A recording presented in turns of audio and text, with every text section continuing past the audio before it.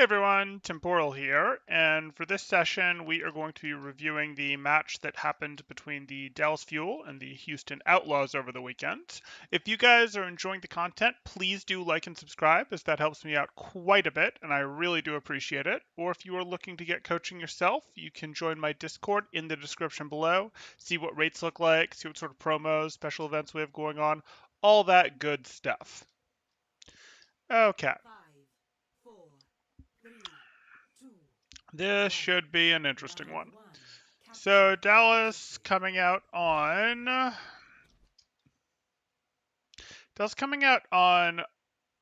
this comp. That's fine. I always struggle with what to call this comp. How do I want to describe this? So Dallas have their comp here. It's the nothing diveable comp. It's the Moira Lucio with dive tanks comp where you can't really get on top of everybody on anybody if you're running another dive comp at it. Nothing is a valid target. It does struggle with verticality running the Tracer plus Sombra here, as well as the Moira. Like, none of this is great at going vertical. Obviously, these guys can go vertical, but your finishes aren't there. Your full dives, because you don't have, like, purples, you don't have discords, you don't have dim juice, you don't have anything real project power upwards. So it really struggles if the targets it wants to deal with are on high ground, but that's really not an issue on this point. So I'm not shocked to be seeing that. And then out of our Outlaws, we have Balzaria. They've got a Torb, so they're not totally cut unaware, and then they've got the Brig here. I still don't really like this combination where we are running the Anna with the ball. If you're going to run the ball, just suck it up and run the Zen. If you're going to run the Anna, just suck it up and run the Winston. Like, either way, it's not hard. You guys can do it, I promise. You don't need this specific combination. It's still not amazing. Other than that, we've got the Brig to protect it. How are these two comps going to match up? Hey, Emmy. So how are these comps going to match up? Well, if we look at this, these guys are going to look to fulfill their somewhat normal win condition of, can we just run you over? Now, I would like them to go take angles and do, hey, our Tracer's going to come in from here, our Sombra's going to come in from here, our Diva might dive from the core, our Winston's going to come in from an angle as well, and then maybe our Lucio and Moira come in on the same angle our Diva did to try to overwhelm Outlaws. That's what you'd like to see happen with this comp, but a lot of teams get lazy about it, go staging, we don't need staging, we just want to full conserve our resources because we don't have ranged heals because of the Moira, and let's just try to rush them, run them over, just all dive in. Come on, mouse, play nice. Just all dive them in one direction with all six of us, which isn't super powerful, but does cover the fact that there's no ranged healing and does take advantage of the speed that this comp can engage at. These guys, I mean, they've set up the Torb, so they're going to be playing a bit more for angles. They need this fight to go a little slower if they're going to win. They're going to want to deny this staging a bit. They have the better longer-term sustain for that, the better ability to throw packs at their Tracer, to throw heals at this. Their Zarya will gain energy over time. Their Torb Turret will do work over time. So Outlaws are looking to delay this battle to get some map control and to not let these guys get angles, and also to not let them just run at them without six without getting hard punished as they go through open space.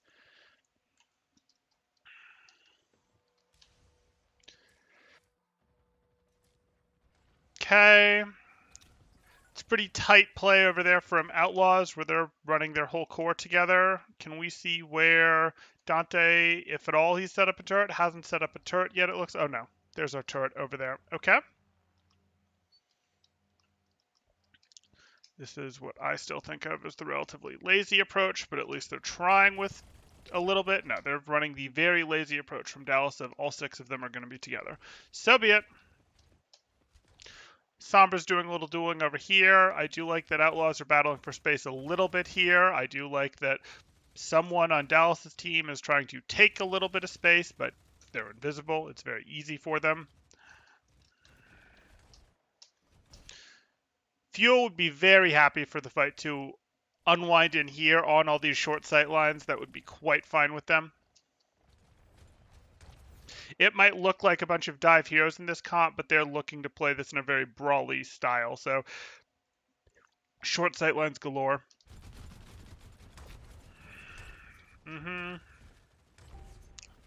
Turret is getting to do some chip work there. Ultimately destroyed.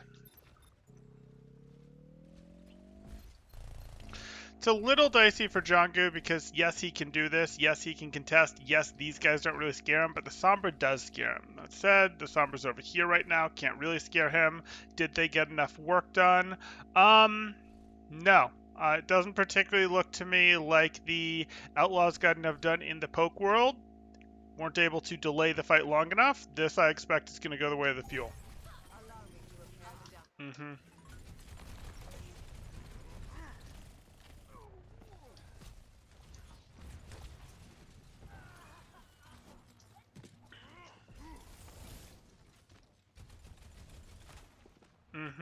Fuel have their point control. And if we talk about that further, really what happened is Outlaws were playing tight, like we're this, oh, it's tough to get our core because we have our Zarya and our Torb and our Anna and our Brig in one spot. Yeah, that's good. Well, sort of. These guys weren't spreading out to take their angles. Like, I understand not wanting to be dove by them, but you don't have hard punishes for their dive, and you really needed to get the poke done. You need to, while you have distances on them, take spreads, and then as they fight you for the space, you sort of surrender it to rejoin back to your core as they get to ranges where they might be able to dive your outliers. But you need to be getting poked done the whole way in. You need to be chipping them the whole way in. And you didn't see the good spread to get work done before they sort of collapsed there. So that's just a macro issue.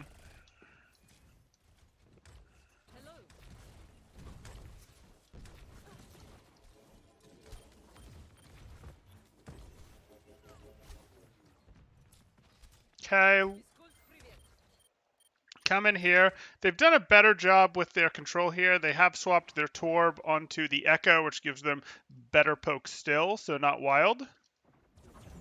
And they are doing much more in terms of angles with heroes that are going to be tough for them to dive. I don't mind these three playing tighter as a core now than they were, like they were before, because now at least instead of having the Torb with them, they have the Echo playing over here. They have the Tracer playing over here. They're doing a better job with their map control, and they're doing it with heroes that can't be dove. Before, they could have still done it. They were just going to have to go, hey, I'm playing a hero that can be dove, so I need to play far away, and as you get to a range that you can dive me, I need to start rotating back to my team. But when I've got distance, I want to use my angles. Hey, cringy streamer.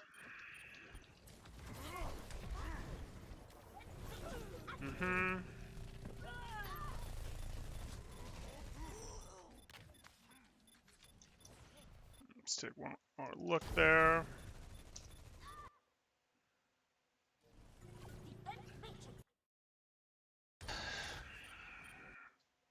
Okay, so here we are. Where am I timing-wise? Here, okay. Going in for this. They're looking to turn that, which is just fine.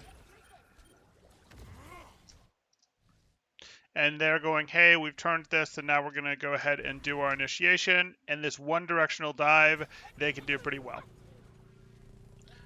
The backline's just not strong enough to sustain through that.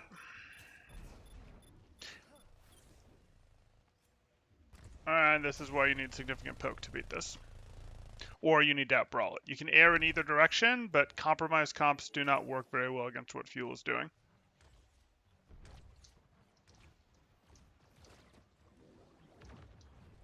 A Zen would upgrade Outlaw's poke significantly. Hint, hint.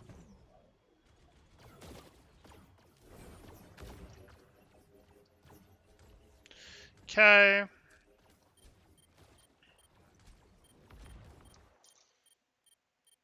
You really don't need to be in yet. You don't need to be in yet, Jingu, to anchor them to the point. You don't need to be in yet to be like, yes, come to point so my team can shoot at you. These guys are already showing very little interest in being anywhere but the point.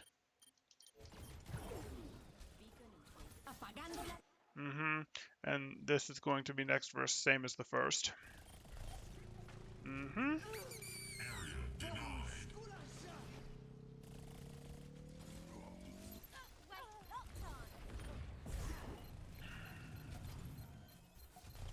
Well, that was fun.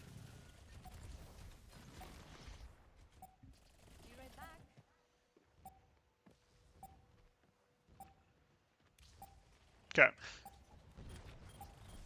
Oh, this is just cleanup. If they get to grab and rally, no. They're losing people before they get to use their grab and rally.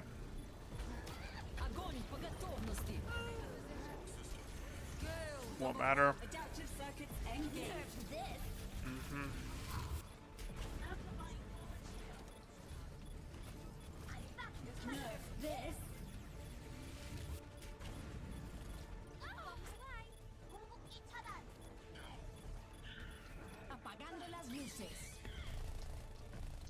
Okay. So I really hope that Outlaws lean harder one way in the direction. If they're not going to mirror that comp or run the reprints to the Sombra, if they're not going to mirror that comp, I want them to either go, no, we're going to outbrawl that comp, or we're going to outpoke that comp. You don't really want to compromise into what the Fuel are running.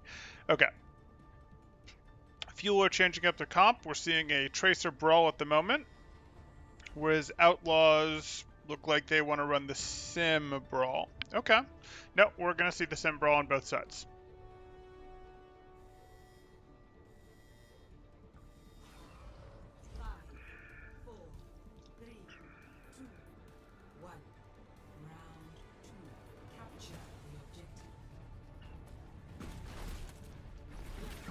Mm-hmm. Initially got better space for Fuel, and just win. Why is Fuel's rollout so much better?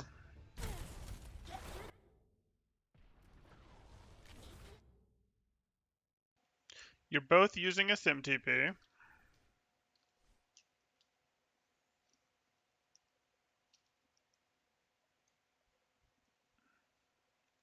Yep, timings are a second different.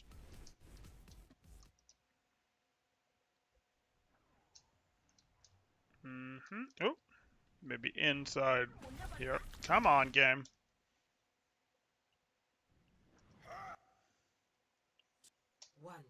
Okay. So, from Fuel, early TP, charge there, speed boost on the other side of the Sim TP, sure.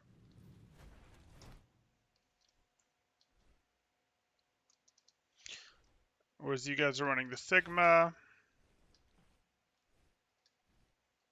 Okay, I guess it's only minor. I am going to take a look, though. I want to see what the speed boost timing was over here.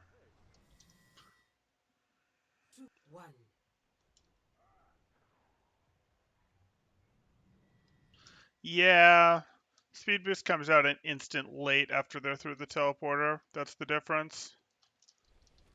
Okay, and that means more space for Dallas here.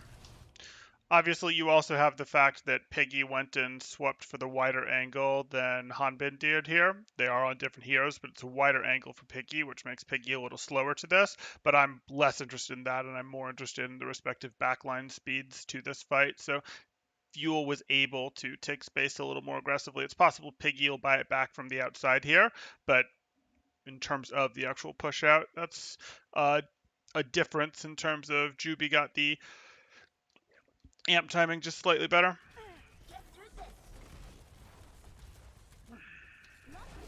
Mm-hmm.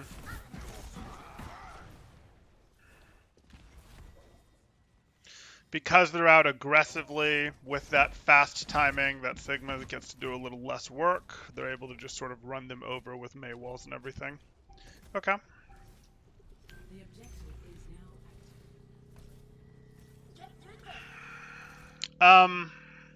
I don't think Happy can stay on Sim here. I'm okay with the Sim open, but Happy has nothing, and I mean nothing, ult charge wise. And you're trying to retake into Sim with Sim. You can't. You have to play angles to poke this out. It takes forever, but you have to play angles to poke this out a bit. And then you need to not drop point to it again. This is a mistake. If teams are moving towards the Sim Brawl, that's fine with me. But you need to understand that if you lose the matchup against the Sim Brawl and you're just not even close, you're not at 80%, you're at 11%, this is done. You have to leverage better poke against it. McCree would be the default because hey, it's the most versatile. But if you chose to run a Tracer here, if you chose to run even an Ash here, a Hanzo here, like any of these are going to be better than trying to run this sim to break into this. They have brought a little extra poke in the form of Piggy, but this is going to be really hard to break into with even poke that isn't really even because of how chokes work, how defensive sim works. When you have the space, it is way harder to push into sim.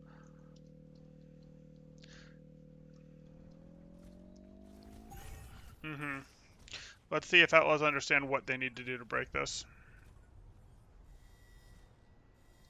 Well, using the sim for the TP. Yeah, okay, that's fair.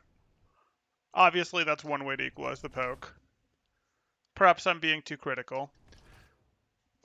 Because the choke on this map is far enough away, the chokes are far enough away from the point. Obviously, there's a choke here too, but these two chokes are far enough away from the point that if they're set up to hold these, the path through here, the TP, passed onto point. Yeah, that's dangerous enough. Okay.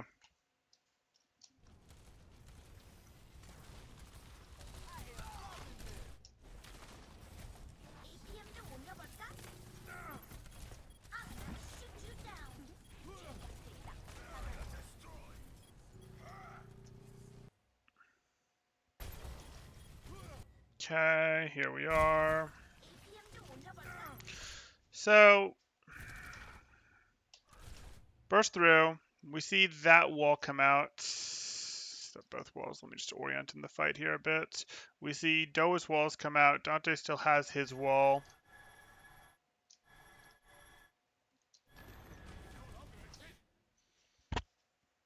You leverage the TP, which is the only way to get yourself angles. Fine. That should be pretty one-sided at this point. And now Dante's going to throw up his wall. You got Ice Block out already. You have way better angles. Wasted wall. Wasted wall's a big deal. You did get Fielder, which helps, but you're inches from losing Django. And so the lamp comes out, and that should be everything. Wall's back. Walls are way off tempo from each other at this point.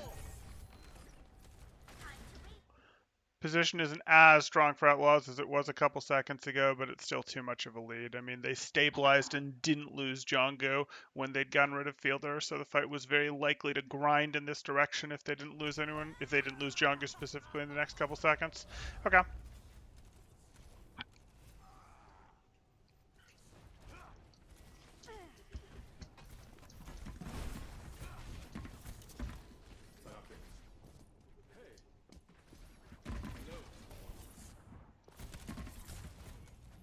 Okay, let's see how they hold it differently. Obviously, we had the TP. Do we have the TP threat on Fuel's side?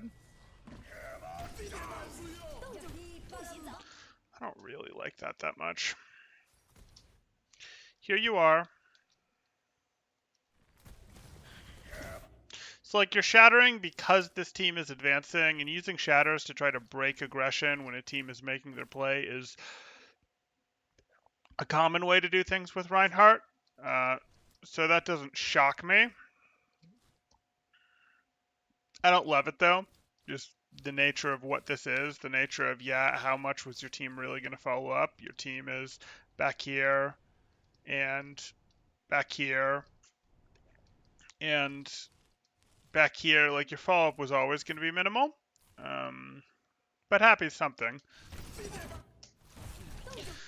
Ice wall, I would think the plan was for that ice wall to not matter, and that's why the TP was there. But you guys deploy lamp and all in off of it, except that your Mei is gonna have to. Did your Mei get there that quickly? No. Where'd you lose your Mei to? Oh, your Mei did get here that quickly. Okay, good. So you're trying to counter their wall plus window with your Mei ult. That's not going to matter in terms of the sim barrier.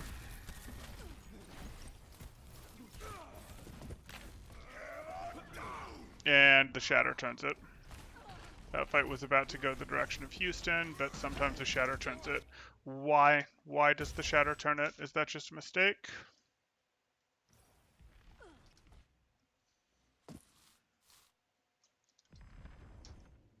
Django has shield. Oh. People were just in places that they could be shattered. Barely able to get a spread that wide. I'm sure Piggy is not happy about being shattered there. Okay. Django could have thrown his shield up when he heard it just in case, but it wouldn't have protected everyone.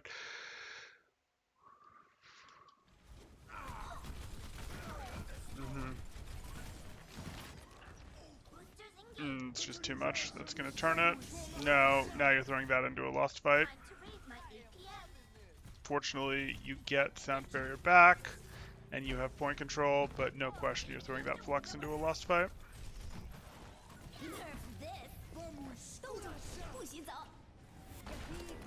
Outlaws? You want to talk about ult discipline?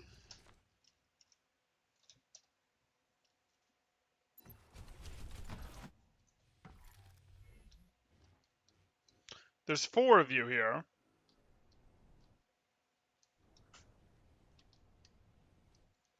There's 6 of them. Sure, you have slightly, very slightly better positioning than them, but there's 6 of them and 4 of you. They teleport up. Oh, you're doing this to counter?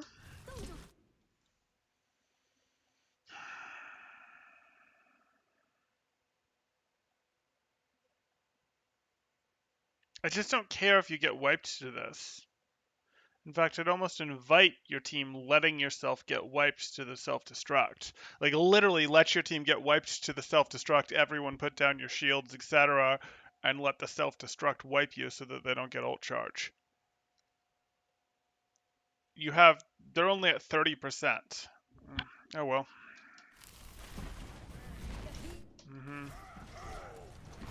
And then we're sim-walling into this? Oh, talk about throwing good ult after okay ult after bad ult. Really, that was bad ult, okay ult.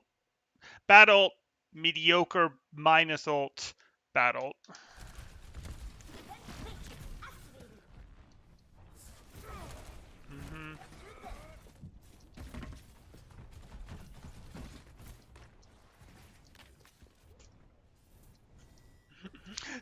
Hey, Stormy. Yeah, pros have been taken on by this every fight is winnable thing. We've seen that. Some teams, some successful team, publicly subscribed to the philosophy and they were winning. So everyone was like, aha, that's the secret. The secret is to treat every fight as winnable and just like do whatever it takes to do it. And I am of the camp that there are no dry fights. I am not of the camp of every fight is winnable. Like, and by dry fight, I specifically mean we're going to run into them as 6 and not use any ults and no matter what and get ourselves eliminated and try to win the next fight. I'm in that camp, but a lot of people have gotten into this, even if we're down 2, even if we're down 1, even if they have worse positioning, we're going to use resources to get back into the fight. No, you're wrong. You are. Like, unless you are wildly better than the other team, that's not going to happen very often. And the thing is, I think it was Runaway. It wasn't Runaway. I think it was Titans at the time, maybe in season 2, who was pretty public about that. Maybe it was Shock. But, like, the thing about that was that team, those 2 teams really, because I don't remember which said it, were so much better. Like, team 1 and 2. Let me rephrase this. The difference between the teams was like 1, 2, 3, 4, 5, 6, 7, 8, 9, 10, 20. Okay, there's a little more distance between teams 3 and 20, but like the gap was this huge. So if one of these fights, one teams wants to go every fight is winnable when they're that much better at the meta than the other teams, yes, every fight is winnable. But that has been generically applied to everything in ways that is just not true by a lot of teams. So I think it's taken over a little too much in the scene. It hasn't completely taken over, but it's become too popular. Hey, Stormy. Okay.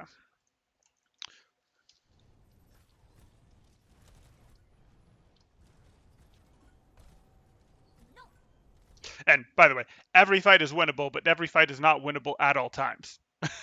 Every fight is not winnable after it's already been lost.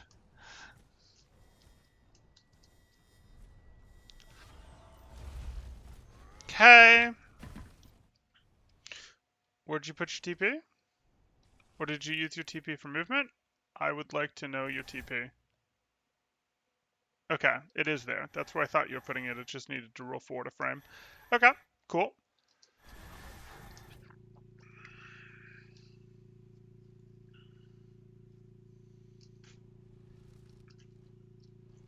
Changes the dynamic a bit. You guys have your teleporter pre-deployed in a way that doesn't help when they come this way and teleport to here, and their teleporter is still sort of useful in this battle because it lets them take multiple angles, and you try and use your wall and the teleporter blocks the value of it somewhat frequently. Yeah, that teleporter is pretty powerful. And obviously it gives you high ground, and again, Fuel don't really have the option to redeploy their teleporter at this point. It's already out. Huh. Simdiff. Maybe. Counter window. Not gonna happen that time, Fearless.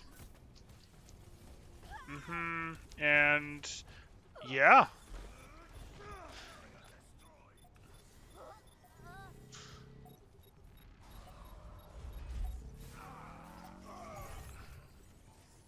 Yeah, that positioning difference that you get as the attacking team is pretty meaningful, and I think Dallas might just be wrong to be dropping to try to stop this as hard as they are.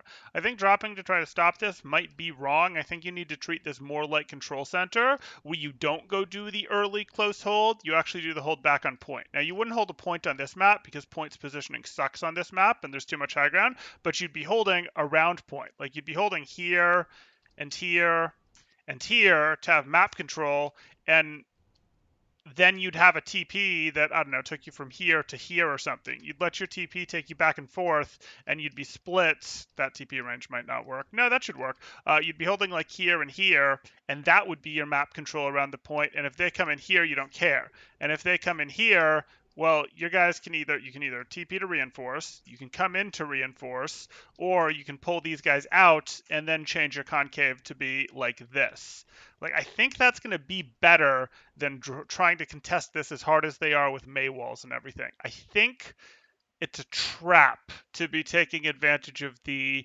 I think it's a trap to go, hey, we're going to get baited in to get the Maywall. Because if you don't get the Maywall, you'll lose. Now, I'm going to have to think about that more because it's really going to come down to how reliably are you getting the Maywall that actually messes them up and they can't teleport with because of. If you're getting that consistently enough, okay. If you're not, are we to the Control Center meta where you just run a Junkrat instead of the May? This gets fun. But if you run the Junkrat instead of the May, then are you at a point where teams go, forget it, we're not going to play Brawl against you, we're just going to play something more mobile like Dive against you because you're running Sim Junkrat, and now it's no longer just one swap. But I still think you're good. I don't think you hold against this the way that you'd usually hold Brawl v Brawl. I think you need to treat this where, hey, the TP is dangerous. We don't try to force you out of the choke. We don't try to force you out of the choke. We don't try to force you out of the choke. We accept that we need to support from up here and up here. Maybe our Rhine and our May drop and contest it gently, but we don't do, oh, all in, try to stop you type thing.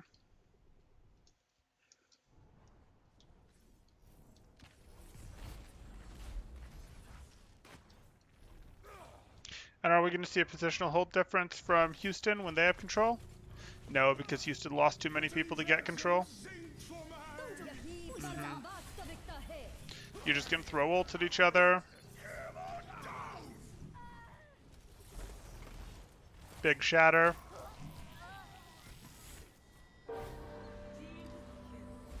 Okay, now I want to see how they hold. I don't know about this. And they don't bother to destroy the SimTP. Okay, SimTP gets recalled. How are you guys going to hold this? This is a little different because this is a last fight where they're going to struggle to touch, so them choosing to choke this out isn't as weird. I'm a little surprised that Fuel went main, though, rather than everyone going the Hanbin direction. They're just trusting Hanbin to touch. You answered with your own wall to slow down their aggression. You're going to just kite this aggression. Don't kite to point, kite backwards. I said don't kite to point. You're maintaining a split. Oh, and that's the Doomfist swap instead of the Sim. Okay. Oh, they had the Doomfist. If they had the Doomfist holding where you did, made more sense. Okay. And now you get your Sim wall. Mm-hmm.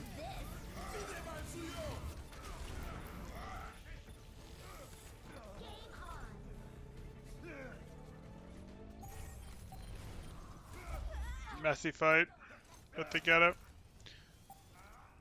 And then we should get a meaningful contest from Outlaws. Okay. I don't think we have a favored team because Outlaws shocked the world by beating Shock earlier in the stage or whatever we call them now. But then in this little mini playoff run, because they do mini playoffs a couple times a season now, Shock would have been expected. The finals would have expected to be Houston versus Shock, and you can see it's Dallas versus Houston, and that's because Dallas beat Shock. So there wasn't really a good measuring stick because Shock was the best team that both of these teams beat. Okay, let's move on to the next map there.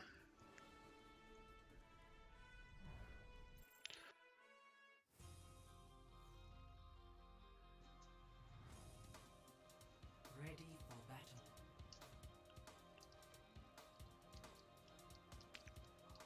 battle. Houston made that second control point look good. They looked pretty bad and pretty out of their depth on the first control point there. Outlaws, I'm just going to will you to get crushed. Like, I'm going to will you to get crushed if you keep insisting on running this right here. Stop it. Stop it. I will live with the ball Zarya, though I'm not in love with it. I will live with it. I will not live with the ball Anna. No. No. I mean, I'll live with it. I'm not going to, go be like, oh, I'm done living just because you're running this. I'm just going to be very annoyed with you. These guys do not have synergy. Ball is too reliant on I'm going to go get health packs. I'm going to go path in ways that Anna can't track me in a more serious way than Winston is. And Ball doesn't get as good a value from nanos as Winston does. So like they don't help each other. They don't. Like, yes, Anna has some ability to heal Ball. Yes, Ball isn't going to be like, oh, I have no idea what to do with this nano. Like, yes, they can both do stuff, but it's not as good. It's not. Make this a Zen. Oh, then there's a Harmony Orb for this, or a Harmony Orb for this, and a Discord Orb. And the Discord Orb means Tracer and Ball show up and the target is deleted. And we have a real poke phase. But hey.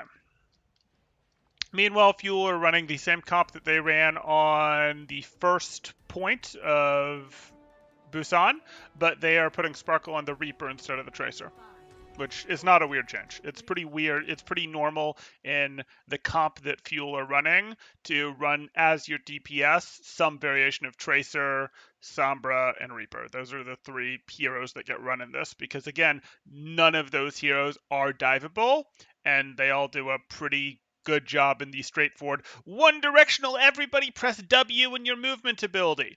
And you can't dive the Reaper because he can Wraith. You can't dive the Sombra because she can translocate. You can't dive the Winston because he can jump pack. You can't dive the Diva because she can boosters. You can't dive the Lucio because he can wall ride. You can't dive the Moira because they can fade. Like this, yeah.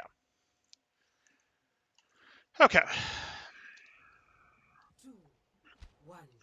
Attackers I hope Outlaws see it and make swaps. I do not want Outlaws to play this hybrid comp because that's what this is. This is a messy hybrid comp against Fuel's comp. Fuel's comp is pretty good at being a wet blanket on fun if you don't play something extreme against it. If you play something extreme against it, like full brawl, you can beat it. If you play something extreme against it that has really good poke, you can beat it. If you play this, I don't think it's going to go well.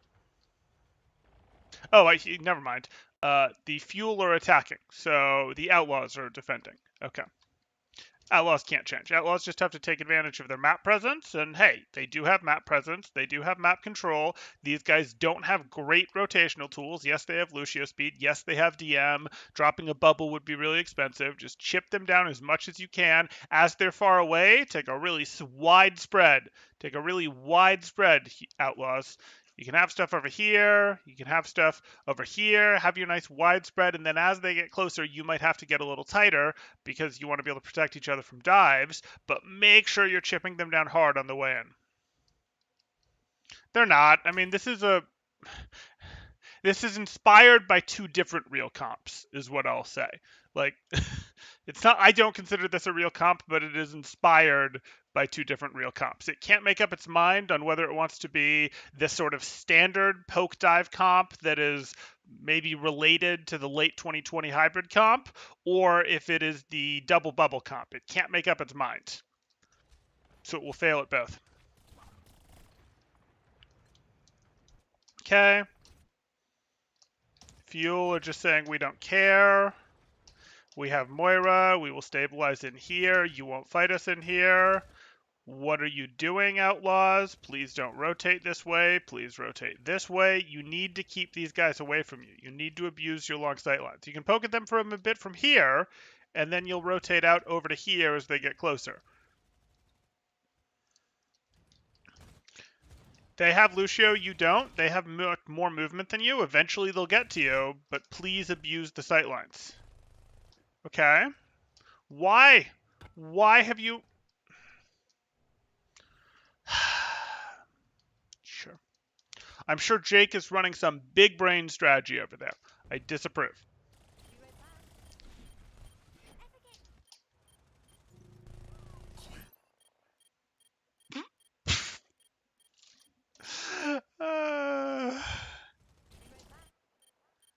So, like, I can't even be mad at Dante for doing this because, yeah, these guys, as weird as it is, because they don't really have a comp to turtle on the point, can go, well, we're going to turtle on the point to make you guys come fight us. That doesn't really work for this comp. It doesn't actually have enough sustain for that. It's running a Winston instead of a Reinhardt. Like, no, that's not a real thing with a Winston as your main tank that determines your playstyle. That's not really a thing you can do. And yet, if Houston's backline is going to play all the way over here, you can because you've only got a Tracer and a Ball to worry about.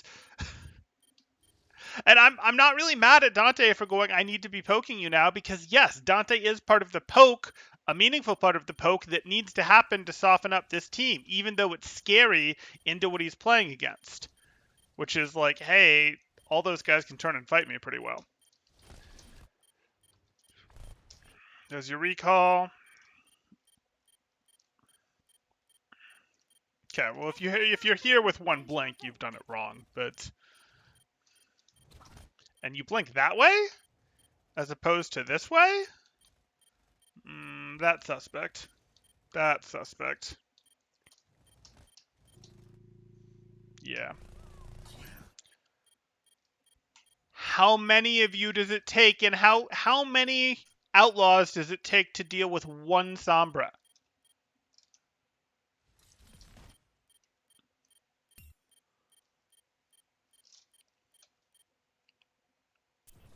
Let's rewatch this. So you guys were thinking that this was the thing to do, like, aha, this is our secret poke angle. This is the key. I wholeheartedly disagree. No reload? You're going down here. This is pitiful. So it's not even the Sombra that's over-distracting you. You guys just don't believe in... Is Piggy going to be at 0 energy? Yeah, of course he is. Why? Like, if you think they're coming this way, you shoot at them through here and then rotate. If you think they're coming under you, you go, yeah, that's annoying, no big deal. We're here. We'll do some poke from here and we'll rotate our way over to here. Like, you can't win this point without winning the high ground, unless your high ground holders go, aha, we're going to chill over here for some reason. Why would you do that? I don't think Fuel's comp is particularly good for taking this point, to be honest, but if Outlaws just aren't going to use the high ground correctly, they're going to be like, nope, we're going to run away before you're in any sort of range to threaten us. Yeah, of course you're not using the high ground, then they can just tank on point. This comp is not strong enough to turtle on point, and yet, ugh.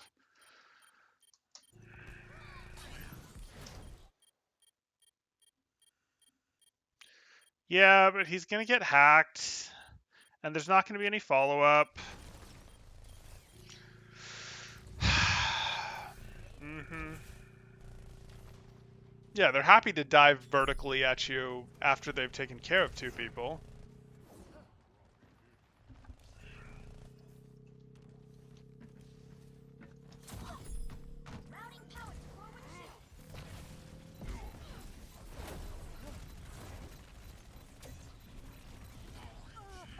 Mm-hmm. Is your re-engage really going to be strong enough? It might. Yeah, okay. Let's examine your re-engage.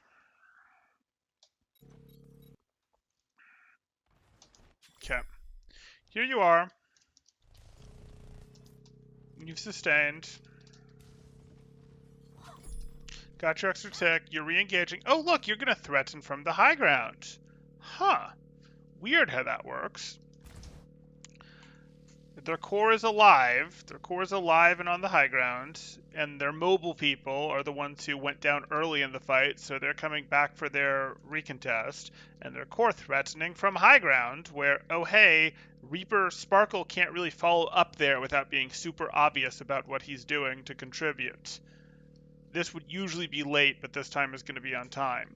Moira can't really get up there to support.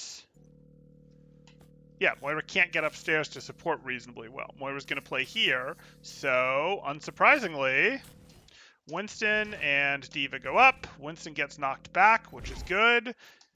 D.Va, Lucio, and Sparkle and Doa are all up there, but you've already had the Winston knocked down. The Moira can't be up there to help sustain. The Lucio heals are not enough to sustain without a beat being available.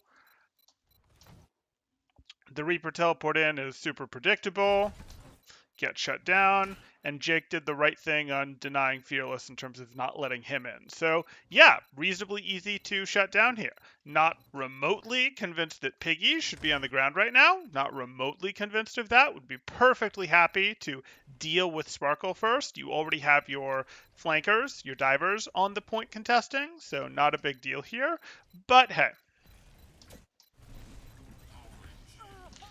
And now you get to take down Fielder. And it should all come barreling down at this point. You get another big nade. I understand it, Crimzo. You're on the Anna because you're going to get big nades. I just don't agree with it.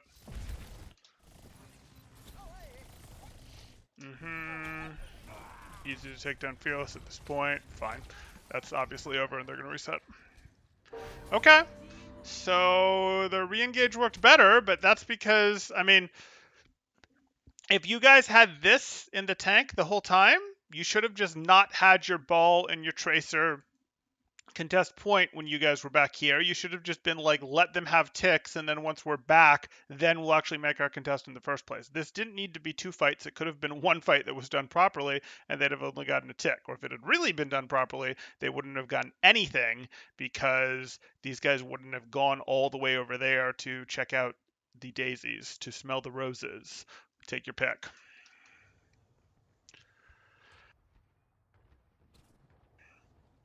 They can't win if you don't fight. Does winning slowly here cost Dallas more time?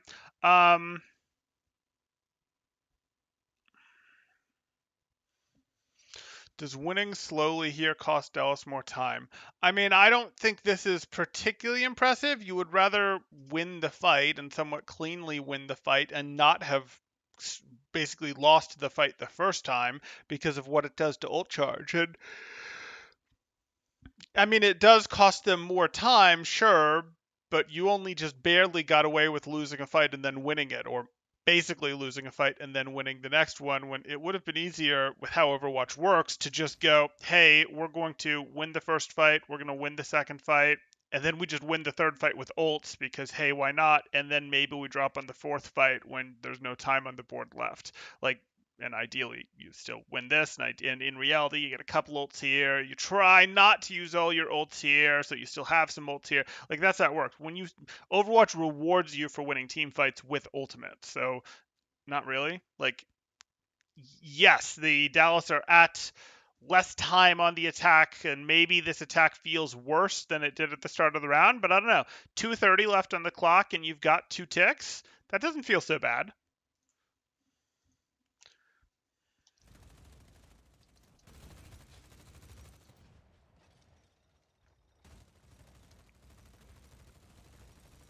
Mm-hmm.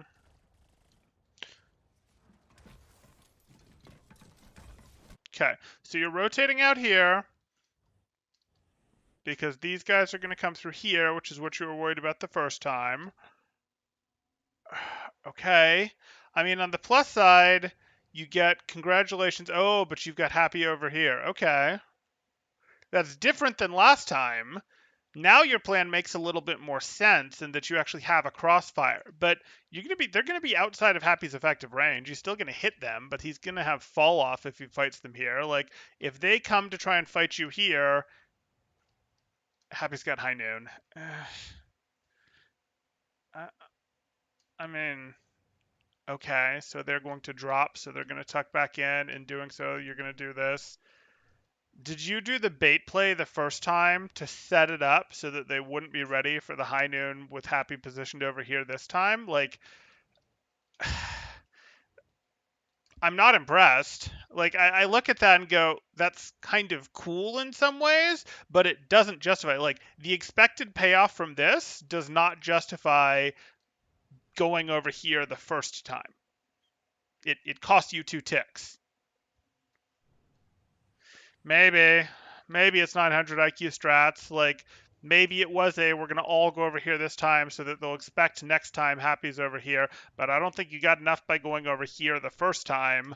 And I don't think your payoff for having done that the first time, which could just mean, hey, we lose the point, instead meant 2 ticks, is going to be high enough in this high noon. This high noon isn't like an auto 6K, an auto 2K. In terms of your risk to reward ratio, I don't like what that was because there just wasn't enough reward for the first play. Outlaws still up in ults though? Yeah, I don't care. I mean, yeah, you're right. They are up in ults. That is objectively correct.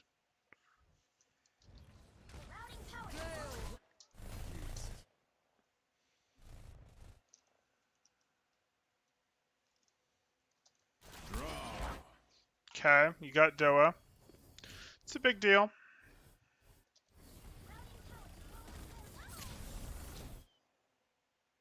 Piggy gets nanoed.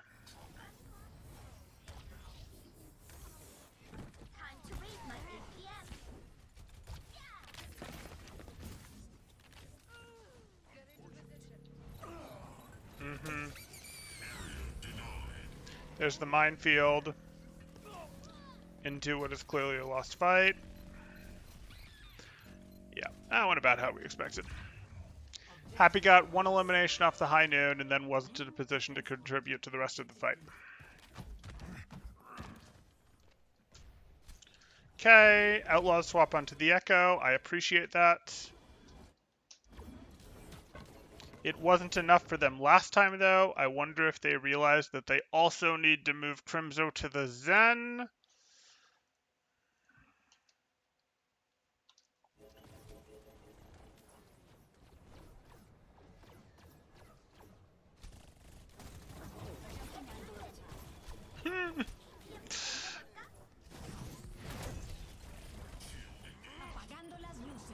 Here's the EMP.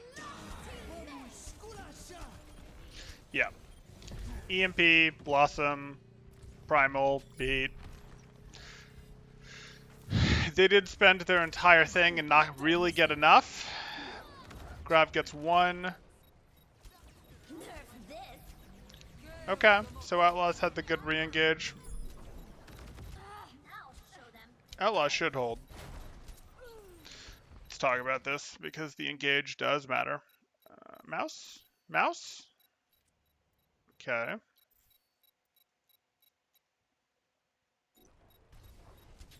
A little bit further back. Okay. So they jump in onto their EMP. Great. Great. They hit their EMP. They get 3 people with the EMP. That is plenty of people to get with your EMP. No problem, including the Echo. The Echo should just go bye-bye. Okay. Echo does go bye-bye, but goes bye-bye to your Blossom. Your Blossom is over here, where it also picks up Django. I'm not convinced that we need to be primaling. I'm not convinced that that's getting us anything at all right now. This looks like too much ult push power being cashed in all at once from fuel. Like, this had a purpose. This was great. This was solid. I have no objection to the EMP, and I have no objection to the EMP plus Blossom. The Blossom got 2 people and was going to get those. That's about what we expected it to get. Cool. This is good. These don't need to be out yet. I especially don't need these at the same time when, like, okay, so now Winston has a bajillion health. Why does Winston need 2,000 health? Winston doesn't need 2,000 health. And why do we need a beat to protect us during... Everyone's health is fine right now. Why do we need a beat to protect us during our 6v3? We're in a 6v3. I think we'll be okay. They popped Rally. Yeah, Rally's a scary good ult. But there's 3 of them. 3. 3 of them. There's 3 of them. There's 6 of you. You can protect each other. You can protect each other without ults at this point. You do not need to use this ult unless it's actually to save someone's life, which it's not. And Fearless, you're not getting a huge offensive power spike, or rather, you don't need the huge offensive power spike. You had the EMP plus Blossom that just happened here. You're stacking your ults too much when you want to be like, hey, we'll use one ult, then another ult, then another ult, then another ult, unless we're actually getting combo value. These were combo value, no problem. Not really getting more combo value or needing more combo value from this and this right now. And Outlaws are correctly determining, well, you guys just spent 4 ults on us, so we're done with that. We used our rally, which we would like back. Maybe Jake can stall point a bit. And now Outlaws are going to go get our respawns. Try not to let it cap, but get our respawns. Oh, look! All of Fuel's ults are over. All of Fuel's ults are over. All 4 of those ults that they used are over, and they don't even have 2 ticks yet. Now let's come in and use our own ults. Now, we don't get a great execution here in that Piggy only gets tanks, so the big bang that's going to happen here. Are we even going to get the big bang off? Dante? Where's Dante? Eliminated. Dante's eliminated trying to get the big bang off. So, like, we're not going to get the big bang off, but that was the idea. The idea was, oh, okay, they're coming in too hard. They're using too much aggression, too many ults. We're going to lose the fight, so let's peel back. Let's fade back. They're going to get some of us. The rest of us will fade into spawn or fade, pretty far from the fight. We'll try to stall point a little bit, and then we'll come back in after their ults are over with our cyclical aggression. Like, if Dallas Fuel, cyclical aggression exists in this game, where you sort of, some people refer to it as turns, where Dallas went first. I don't necessarily love that terminology, but Dallas went first, and Outlaws went, okay, we surrender, you're going first. We can't match you to go at the same time as you. We don't have the power for that, so we're accepting that you used a ton of resources to force your way into going first, and now we're going to, after these resources have worn off, maybe that's after your cooldowns are on cooldown, you've used Fade, you've used Amp, you've used Winston Bubble, you've used Wraith. Now, we managed to conserve our resources and give up positioning, and that will push back out with our resources. Except instead of doing it with cooldowns like I just described, they did it with ults. And yes, they gave up ticks to do it. So this looks like how Outlaws just wants to play the game. I don't necessarily agree with playing the game that way. One of the things that you run into by playing, let me rephrase that. There's times when it's right, but one of the things that you run into here is it's more expensive for Dallas Fuel to initiate into this when Outlaws have the good positioning around the point that the Fuel have to initiate into. So you do want to go, okay, we can match that with less resources, or if you use something really, really powerful like EMP, yes, we can go out and then come back in. And they actually lost people, which you don't want to lose people when you're surrendering to then push back in, but it happens. It really comes down to an equation of if we want to match their power, it's us saying, no, our positioning is better than your ults. If you don't, it's saying, okay, the better positioning that you will get against us by using these ults is worse than our ults. So it really becomes is your belief of what's better in Overwatch that it's positioning or ults? And some ults are just so wretchedly powerful that they force their way on top, but I think you're going to find that in general the answer is positioning. Anyway, that's enough of my rant.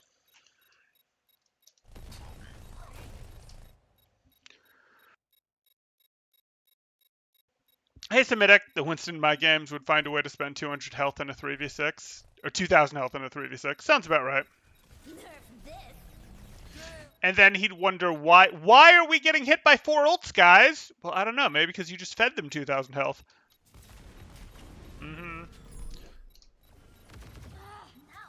Sparkle should not have been allowed to get 2 there.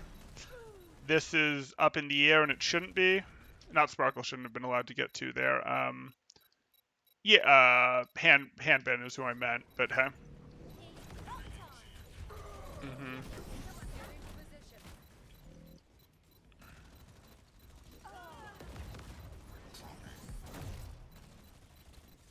Okay, they do ultimately stabilize.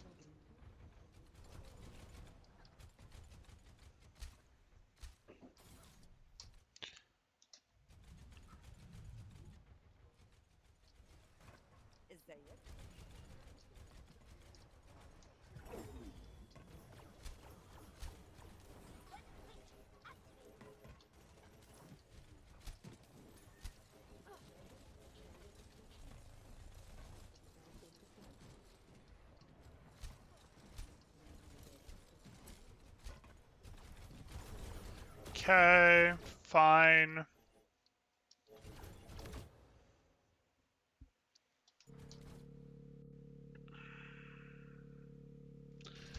Now it should be a much harder engage from Fuel because, again, we're seeing, hey, we have to engage in this way through this path into stronger positioning from the Outlaws, and we don't have a bunch of ults to just force it with EMP and Blossom and Primal and Beat to just sort of force our way in here. So Outlaws should be pretty happy.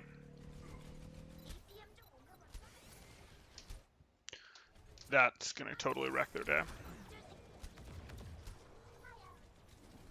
You do need to pick up eliminations, though.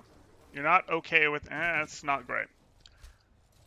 Like, it's not a disaster but for Outlaws, but you would have liked to actually force a reset by getting eliminations on them out of that minefield.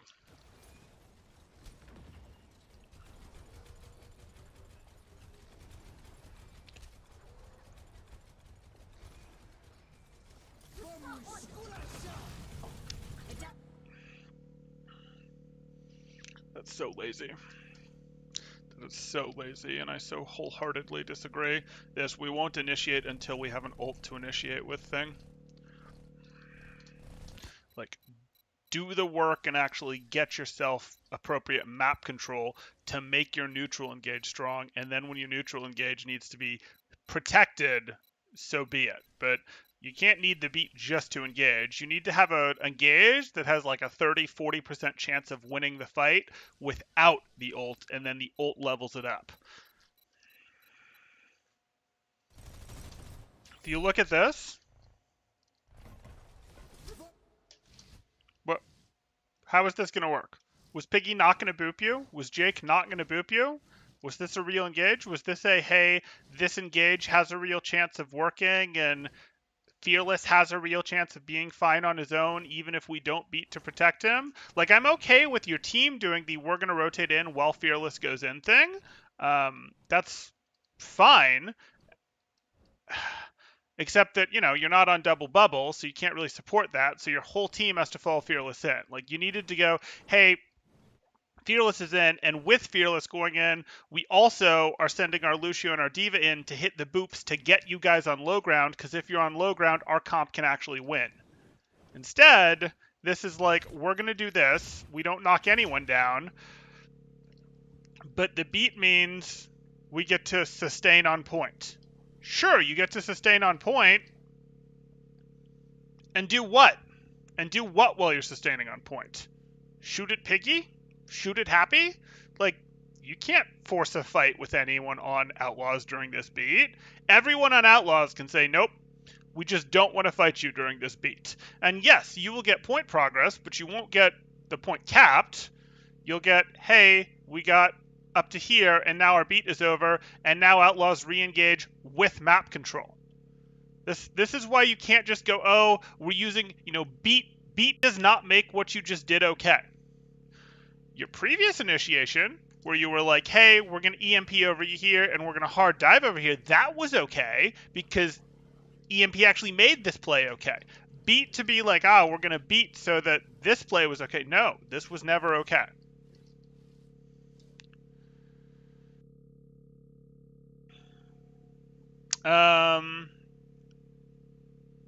Work to do now, just push Q.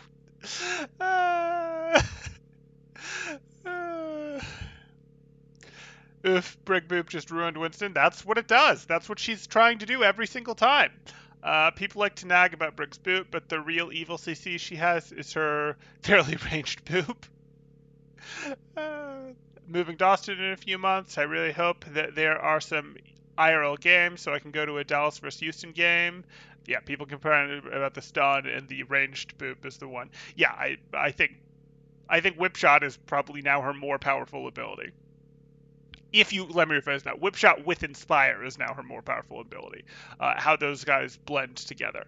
Okay, so that's not strictly true, but it's, yeah. Okay, back to this. Yeah, no, it would be good if there were IRL games back. Okay. Mm-hmm. Okay, so now you guys are taking turns. You're going to have Diva plus Reaper up here for a second, then they're going to leave, then you're going to have Winston back up here. So you're really just trying to turtle this point.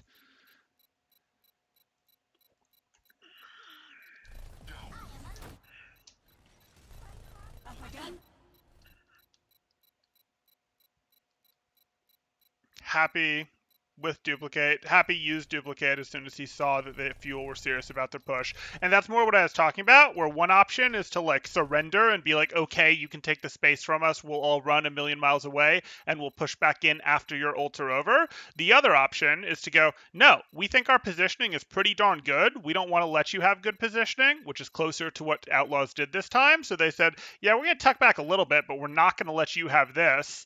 And we're just going to match your ult power, beat, with our own ult power, Duplicate. Is Duplicate weaker than beat? Usually. Is Duplicate weaker than beat when there is a Sombra on the board that you can copy? Not necessarily. Is Duplicate weaker than beat? Would you be okay? Is Duplicate fairly strong for a not top 5 ult? Yes. Enough so that Duplicate plus your superior positioning is enough to go, we don't really have to surrender space. We've matched your power instead of going second, as it's sometimes called.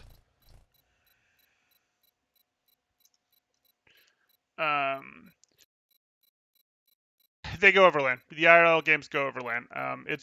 You can even for more local tournaments and such get LAN client access, and it'll show up your social tab will show up with a thing that says nearby players. Like, I don't have social tab because I'm on this right now. But if you pressed O for your social tab, where it's like, here are your friends, or, here's your friends, maybe your avoid list also shows up there, or it's like friends and recently played, and then there's another tab that is nearby players when you're on LAN.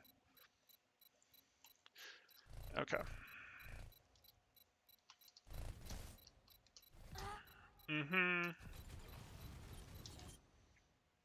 And the Owl teams can host those. Like that was one of the deals when they signed up to be Owl teams. They can host a number of in-person events each year, and they all have access to that LAN client. And you can go to those, and they can host little tournaments and let people uh, play on those and get to experience LAN. And Widowmaker on LAN is crisp.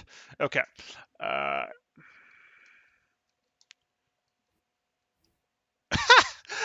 That's one answer there. Okay, so we see both EMPs come out. Superior positioning from Outlaws. Yeah.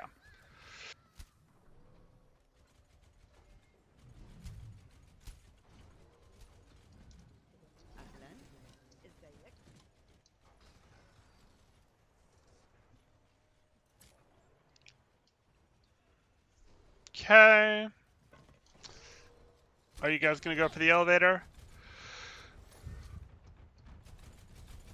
Try to get your appropriate poke. Okay. If you don't get happy, that was a throw, but I think you have a real chance of getting happy. You didn't get happy, so that's a throw. Use your coalescence to rotate in. Jake is going to more than match it with rally. He's going to be happy to drop and fight you. He should be happy to drop and fight you. No, he's going to just swing around. Okay. Eh.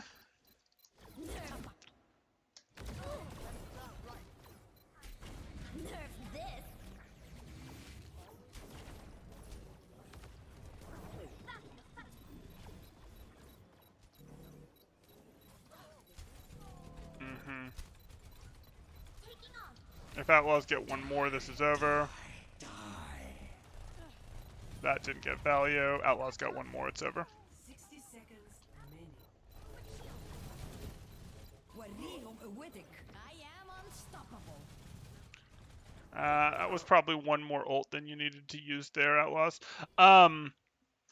So again, we saw this. Now, this was a do or die situation where they chose to use coalescence here, and again, because of how they didn't want to rotate properly, they just kind of went, we'll use coalescence out here, and this coalescence will be enough power to let us engage directly to the point, directly to where the fight happens. And if they'd gotten Echo, it would have been, that's totally valid. You got Echo, and they tried. They did try for it. It was the coalescence plus the diva. They were within a hair's breadth of taking down Happy, and that would have been absolutely valid. Hey, the ult helped us rotate in, got us the elimination, valid. But ults just to rotate in are expensive because it means you're investing an ult to rotate in that the defense aren't having to invest. So they, by definition, have a better ult bank than you. It's why you have to be able to do neutral stuff that works. Otherwise, you get, well, yeah, that's whatever. It's fine. I'll deal. Did Dante just EMP no one? Dante, I don't know where you are, Dylan, because I don't know where you are because Dante is at 71% EMP. Um,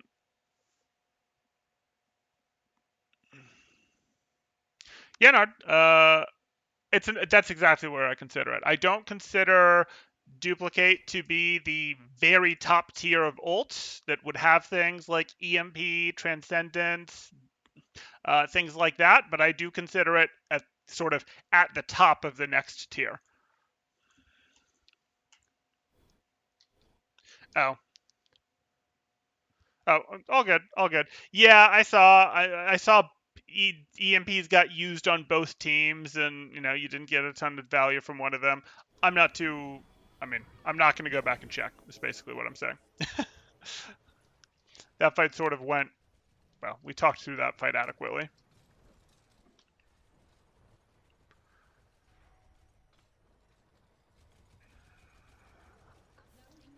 Okay. 30 seconds remaining.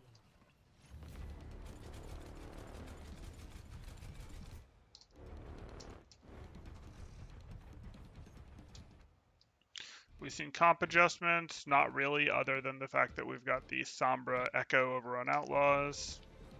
What do we have ult-wise? Ult-wise, what we have, how does this affect our play? We have Primal on one side, we have Coalescence, we have EMP, and then on the other side, EMP, Duplicate, Minefield, and nothing in these.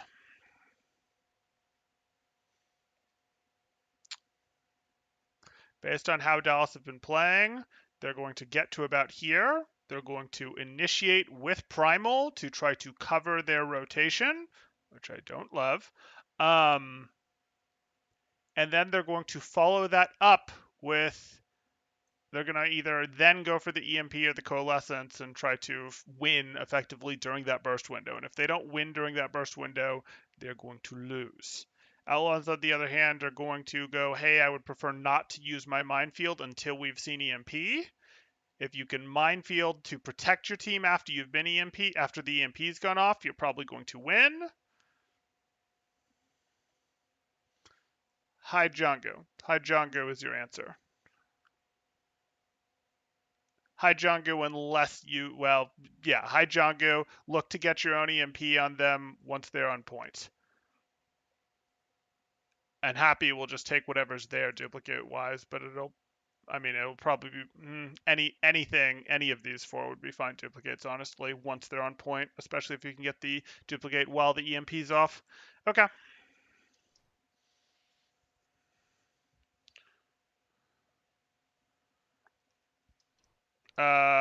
It's the best DPS ult apart from EMP. Blizzard, Simwall, Dupe, those are all very good. Yeah. Well, we know that. I mean, yeah, we know that. But it's pretty normal. Like, we've known that tanks and supports have better ults than DPS, generally speaking, and Sombra effectively has a support ult.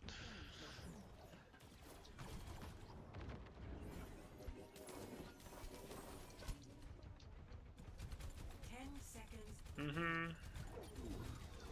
So they went for this rotation, which is better because you'll notice how much better shape they're in, how much better shape Dallas are in, because they took a real rotation rather than just trying to brute force their way in with an ult. Dallas could win this. Mm-hmm. You went for your little dive. You caught with the EMP, but in your little dive, you got Jake. Mm-hmm. Why are mines already out? Because you think that they're not going to get a chance to use EMP because you caught their EMP with your EMP? I disagree. Until you've actually removed Doa, I believe they're going to use EMP. And, yeah.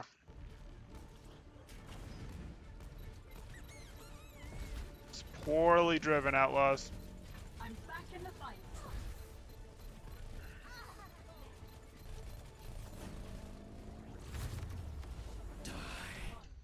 Complete. Okay, so as soon as Fuel gets serious and initiate a play that doesn't require their ults enhance their play, as opposed to the ults being absolutely needed for the play to have a chance, they win. Now, don't get me wrong, Outlaws made some mistakes. Like, okay, hey, we lost Jake. That's unfortunate, but that's sort of normal because they really lost Jake before any of these ults mattered. But the other unfortunate thing that you run into is, okay, we shouldn't have been mining the point. Like, we should not have been mining the point before EMP came out. Got the good EMP on these guys, but didn't use that to immediately delete Doa. And I didn't expect them to immediately delete Doa during it. I don't necessarily even expect them to catch Doa in the EMP. So you simply can't be looking to use your mines until this is off the board. Either has been forced out with a teleport, like you've seen Translocator got forced, or you saw EMP come out, or you saw the elimination. Unfortunate. Unfortunate. He basically just donated this ult back. Um,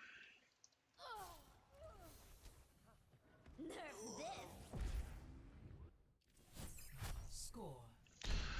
0. a lot of DPS ults in general aren't that versatile is the thing. Yeah, that's mostly true. Initiating match. Can't use Blossom defensively. Can use a beat defensively and offensively. Yes. Yes. Okay. So, fortunately for Fuel, they got the finish. Took them forever to figure out how, but they did get the finish. Ready. Ready for battle. Ready for battle. Just speed it up. Okay. Do remember, if you guys are enjoying the content, like and subscribe. That does help me out quite a bit. I really appreciate it. Let's see what the comps we roll out on are here. 1.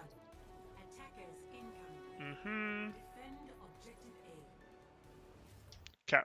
So from Fuel, we're actually seeing the double bubble. They're running this defensively, which means there's some comp that they're worried about running their Winston Rush combat, their Moira Winston combat. There's some comp that they are worried that they lose to, which is good to know. The answer is that comp loses to Brawl, that comp loses to extreme levels of poke. Maybe they should have just realized, hey, even moderate levels of poke when they have better positioning than us are a problem. Maybe they realize that. But at this point, they're on the double bubble, which is a more versatile comp, and I do approve of them having moved over to that. Mm-hmm. Okay. From the Outlaws, yay. We're also running a double bubble. Yay. Thank you, Outlaws. I appreciate that you're doing this. I think that's a good decision on two parts. A, I don't like your Ball, Zarya, Anna comp. That would be the first part. The second part that I go hey to, yay to, is your old comp relied a little more on poke than this comp does. This comp is a little tougher for rotating, and I think you're going to appreciate that rotating onto first point here. It can be tough for poke-heavy teams to get in on first. That's just a dive for space to help his team rotate in and to help his Zarya get some energy. From Django, I'm saying. Though much the same is true from Fearless. This next jump in should be the real push. Okay, so we didn't actually take space on Outlaws, so that ended up only netting us energy, which isn't great. Which means this will be another rotation jump. Or it'll end up in an elimination when it probably shouldn't, but Sparkle trades it back.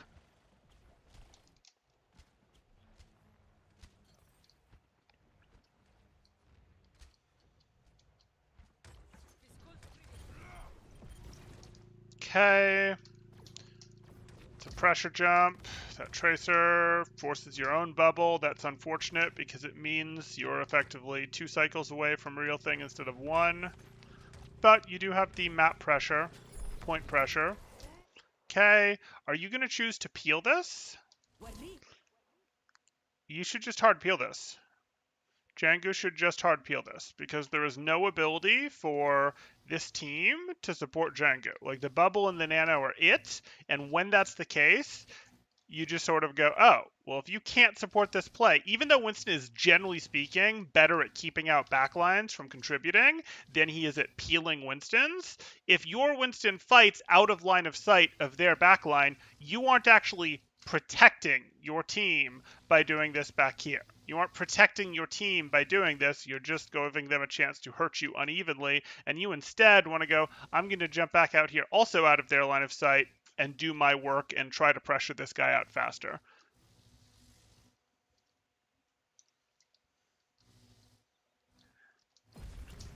And he does. Good.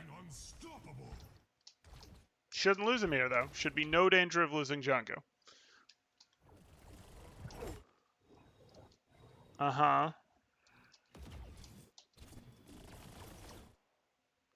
Well handled. Mm-hmm. He's like, but I thought I was getting the Anna. That's why I had the bubble, the nano. Dante's just like, nope, mine.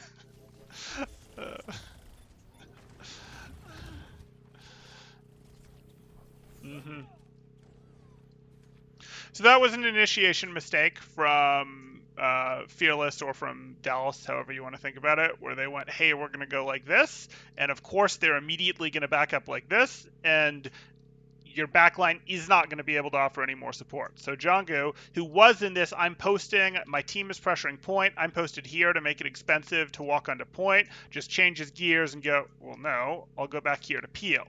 And as soon as they didn't lose him, and there shouldn't have been much danger of losing him in the first place, it was going to be a case of, it wasn't necessarily that they were going to win off of that, but it was a case of, hey, they just traded, and Fearless you would generally expect to get out safely after that. And hey, Fuel got space off of that, but you don't want to trade Nano for space. Nano is your real engagement, and if the backline can't contribute on your real engagement, they get to heal up, etc., come back, and what do you know? They probably have or are close to their own Nano when they come back in here. So again, you're down an ult, and your ult bought you some space, which they get to explosively take back with their own ult. You can't go first and use an ult for space. You can go first and use an ult for space, but darn it, you better hold that positioning well if you do. And if you're going, oh, no, we can hold that positioning well, we promise, well, why couldn't the other team hold the positioning well? Anyway.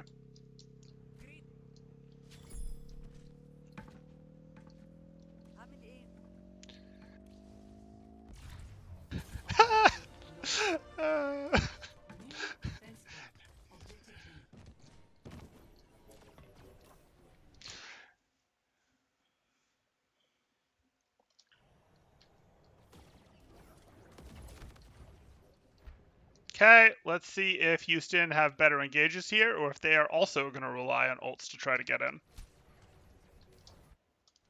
Okay. Happy at least has an off angle. Is the backline going to rotate in off of this? Maybe? Maybe? Time to leave, Jingu. Time to leave.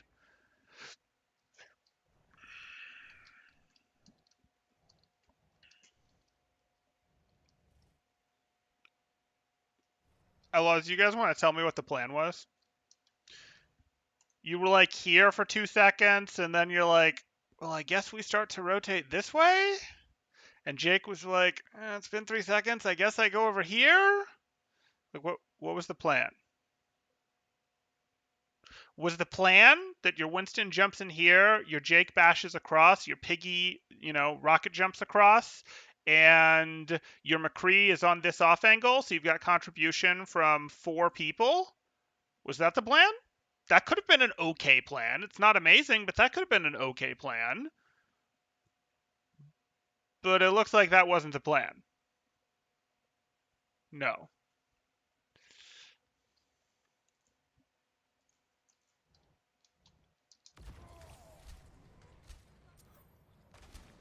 Mm-hmm.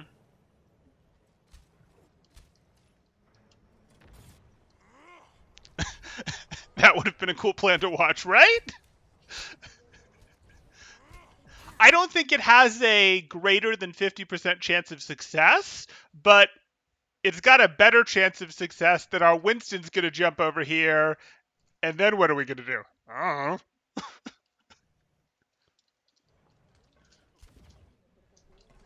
And you have to accept as the attackers that, yes, the defenders have the defensive positionings, they have chokes, they have high grounds.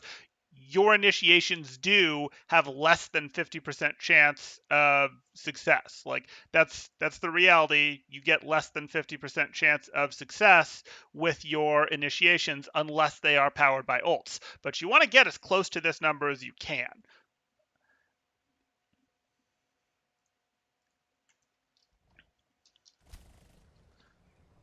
Because if you can get to hey, our chance has a 45% of success, well, over enough team fights, it'll work eventually. And the other thing is, if your plan has a 45% of chance of success, and you add Nano, and let's pretend that that adds 20% chance to its success, and now you're at 65% chance of success. But if your initiation plan was bad, and you go, yes, our initiation plan has a 20% chance of success, and then we add Nano, which is another 20, and now we have a 40% chance of success, well, that sucks. You want your ults to enable the plan that you're already making. Ults should be nice strengthening things. They should strengthen They should strengthen strong neutral engages.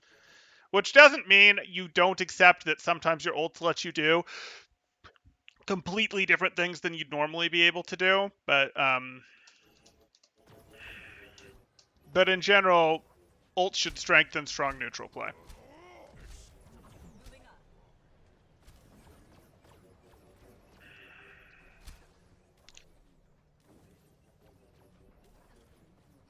Огонь по готовности.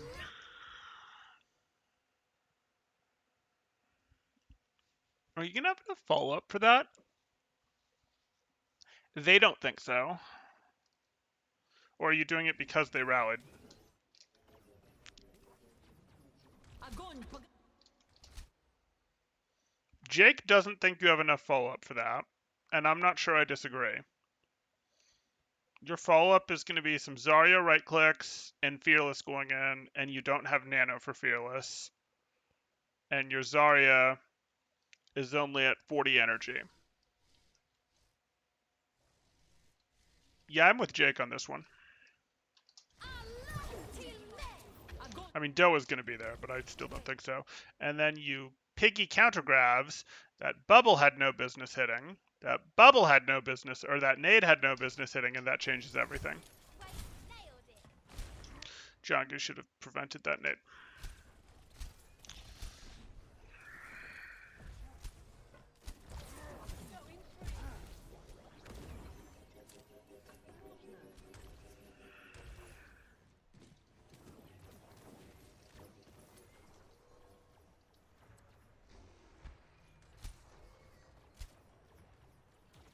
Mm-hmm.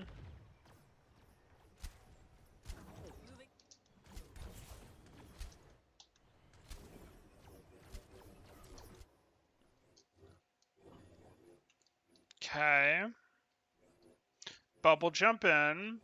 Your team is roughly in position. Less sure about this with what Dante's up to, but him and Sparkle are playing tag, so we'll call it in position. Okay.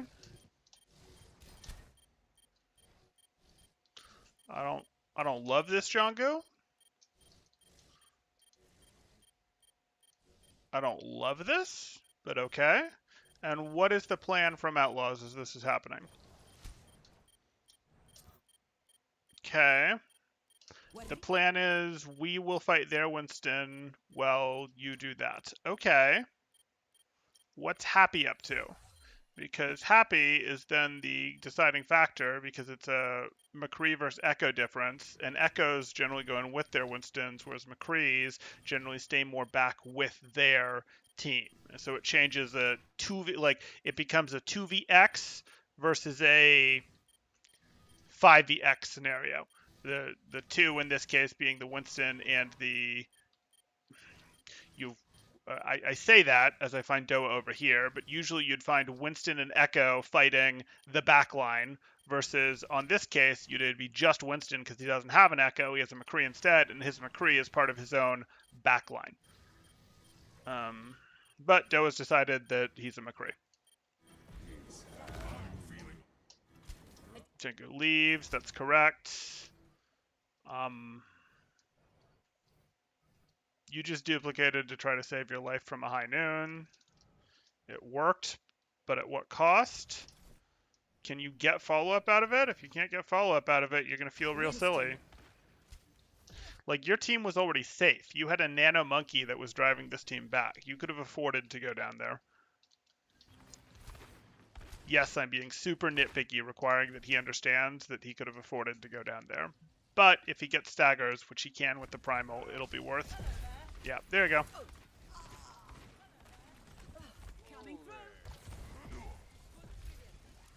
Mm-hmm.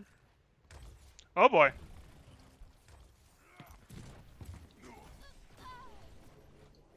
Won't matter.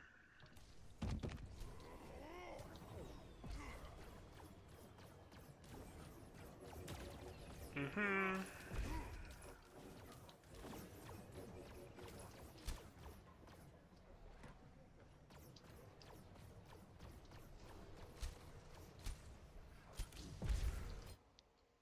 Okay.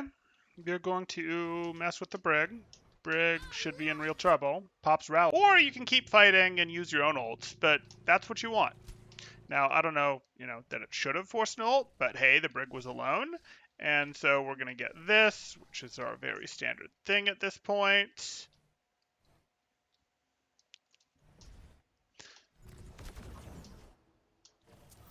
Playing Peel is less good in this situation.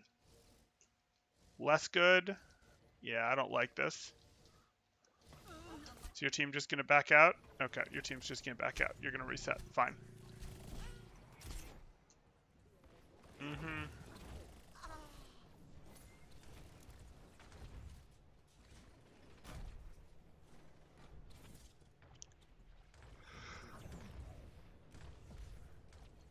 Resetting is hard on 2CP as teams get good because they start understanding that what everyone used to consider just sort of dead space between first and second on the 2CP maps, Hanamura, Volskaya, Anubis, etc. I'm only referring to the ones that people actually play. Is actually, stagger space, a long poke frame that teams have to push up through if you set your poke team up more aggressively. Like this has become, hey, this isn't just empty space anymore. It's actually got a valid use, which makes it hard because it's such open space to back out of fights when they're lost.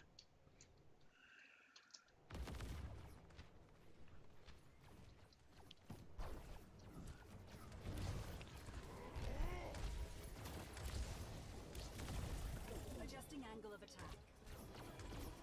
Mm-hmm.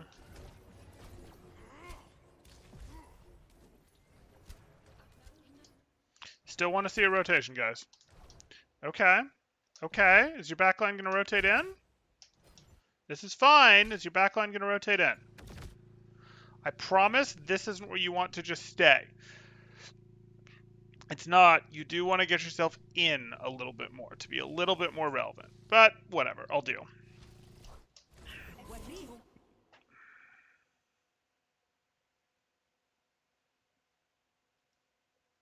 Okay.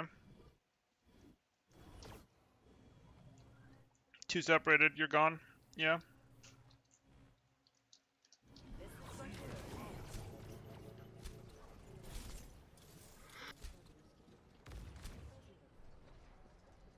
With how these comps match up, the rotations matter a little less for Outlaws than they did for Fuel. But hey.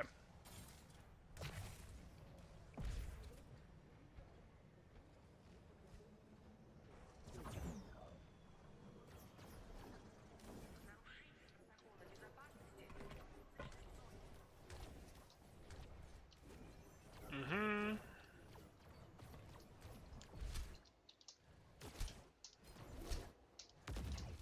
You're going for that. You're going to drop predictably. And now you just don't push in anymore. You did what you needed to. You got a good energy cycle that they did not get in return. Okay, are you actually going to do something with this one?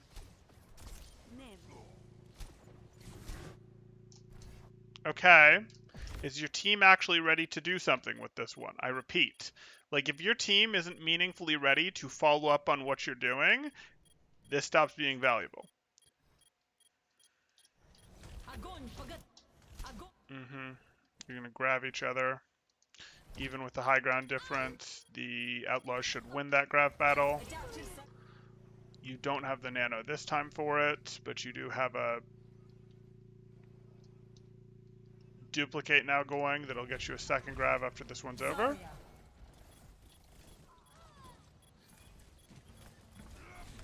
It's going to be a problem. Good. That grab still on the board.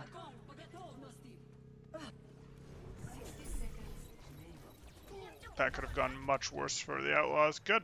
Okay.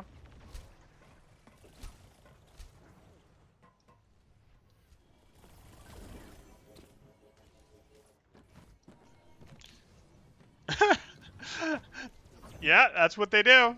That's what they do, Semitic.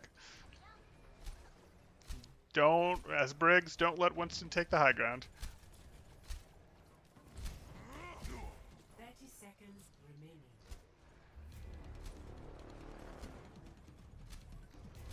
Okay. This is the last fight, so this is critical. Let's do a little ult check analysis. So for our aggressing team, we've got High Noon, we've got Nano, Pulse Bomb, but who cares? Okay, that's not amazing. So you do get a Nano engage, or you can use High Noon to rotate, and then as you've used High Noon to rotate, go, hey, now we have our strong Nano engage, but now we've done it when our backline can follow. Or we can go, hey, we're going to throw our Winston over here with Nano to try and force them onto point. If we can use our Nano Winston to herd people in this direction, our High Noon will get a ton of value. That's an option. And that's pretty much all you've got. Or you could do something like, you let your McCree drift over here, but you don't really want to do that because Sparkle's been controlling this side of the map well. Okay, from Fuel's perception, they've also got Nano, but they win once they get to rally. They just win once they get to rally. So what they want to do is they want to set up a trade here where, hey, we're going to just wait. We're just going to play slow until Django comes in. We're immediately going to respond with Fearless going in, and we're going to nano Fearless when he goes in. We expect Django's going to be nanoed when he comes in, but even if he's not, whatever, we'll nano for that. And then once the nano on, ideally once if you weather the nano from Jingo, he's not getting any backline support because you have your own nano Winston tying up the backline, and then you just push back in and win with rally, and you just go, hey, you have to go to point, you can't, we win, we'll run you over, etc. So that's how they're looking to play this. Let's see what happens. Nano the Brig. Okay, there's that. We should immediately see. Oh, that's a big deal. That's a really big deal.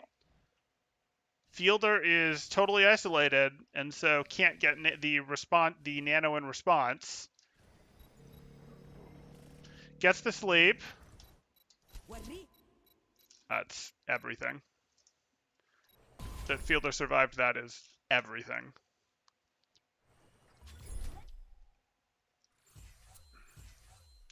Where's Jesse? Over here. So was in repair pack range. Okay. I want to watch this from Fielder's perspective. You're already rounding the corner. You're rounding the corner again. So you're delaying that pretty well, but there's still going to be like 4 or 5 seconds of nano time left. You push in. Feeling sleepy? Whoo! That was close. That was close. Caught the shoulder. Just barely caught the shoulder as they were both outside the bubble there. Oh, the shoulder of that was outside the bubble, and the butt of Fielder's weapon was outside the bubble. Okay. And that means he does this, and that means Fuel wins.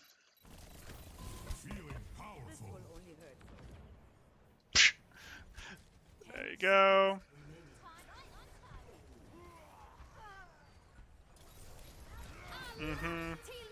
Should have meant Fuel wins. Why is Fuel in this much trouble? Oh, the High Noon? So, what happens here? I'm watching the back line. Dante's softening up Fearless, which doesn't matter because Fearless was always going to get, well, wasn't always going to get the nano. If Fearless engaged, it was going to be with the nano. Fearless might have engaged without the nano. Fine. That happens. Do we have a High Noon going? No.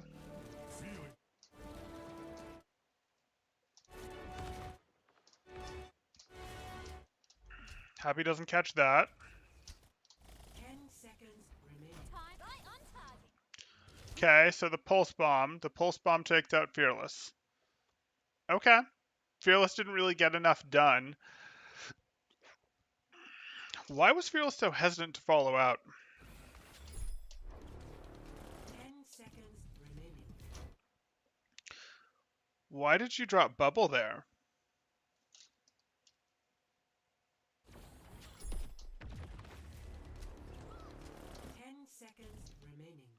Why are you doing this, Fearless? I don't care that you're taking damage. Why? Like, are you just this obsessed with we're going to play a defensive game until our rally is up? Like, yes, that's how you win, but that doesn't mean that you can be wasteful with this.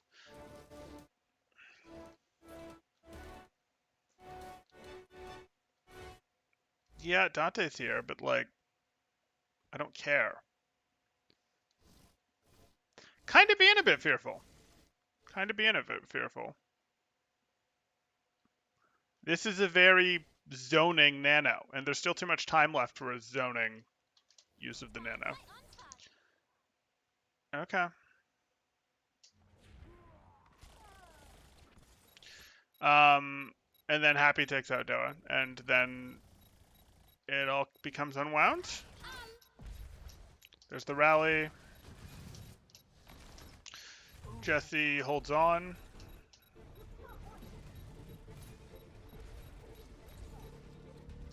Okay. They're stable again, but they don't have ult power. Mm-hmm.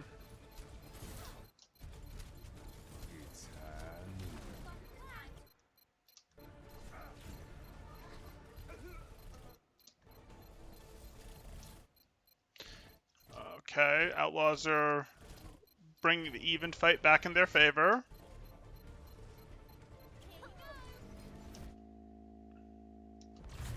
Okay. You're both gonna get a minute. Okay. Yeah, not super impressed with what I saw there from Fearful. This wasn't like 0 out of 10 throw levels, but that's a couple. While I haven't been watching him specifically, that's a couple mistakes I've seen from Fearful that have jumped out at me a little.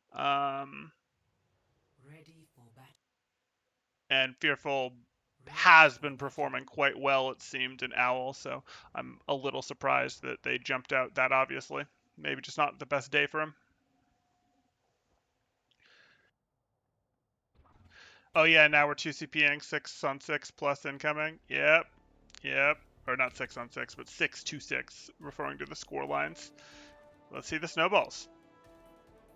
Outlaws are making me sad with their comp. 3, 2, 1. Attackers incoming. Defend objective A.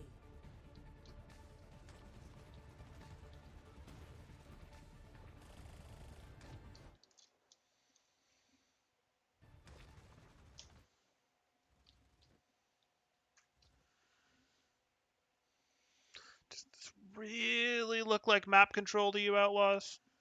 Whatever. At least you're vertical. Sort of. You're not vertical anymore. You're just going to get overwhelmed. Why? Okay. So you did that, but your team's not ready to aggress off of your pile drive. Your team's retreating when you actually had you have a resource lead right now. You just don't realize it. This is a problem.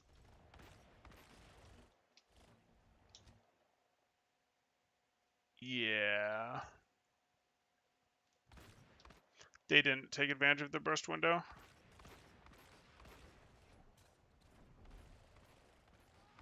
30 seconds. Ultimately, get that done. Mm-hmm. It's unfortunate. Outlaws had a chance to win that, maybe not cleanly, but to win that. When this pile drive went off, they were too busy being terrified of this Winston, whereas if they just hard committed with the double bubbles, they'd used both Zarya bubbles. If the two people that were in the Zarya bubbles just went, we don't care about Winston, we're going to go over here and get these eliminations on these weak pile drive targets, that would have been it. Team kill.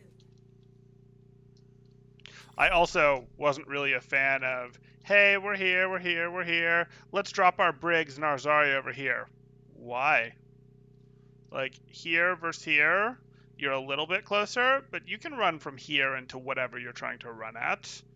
Like, being here isn't really helping you. It's just making you more accessible. 10 seconds remaining. Whew.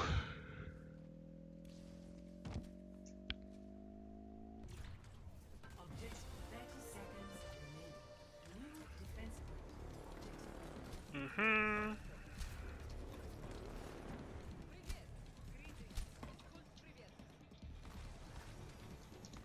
Fine.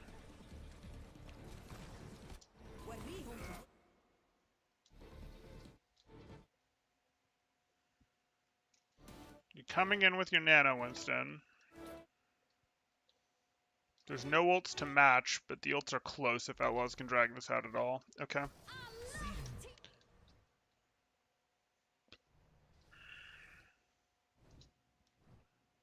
Why do you think you need this? Why are you rallying back here? Now you could rally, sure. You with both Tracer and Ballerin, sure. 10 seconds remaining.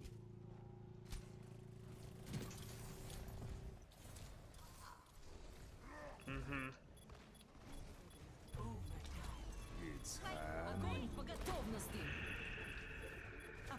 Jit got shut down with rally available. Wow. Wow.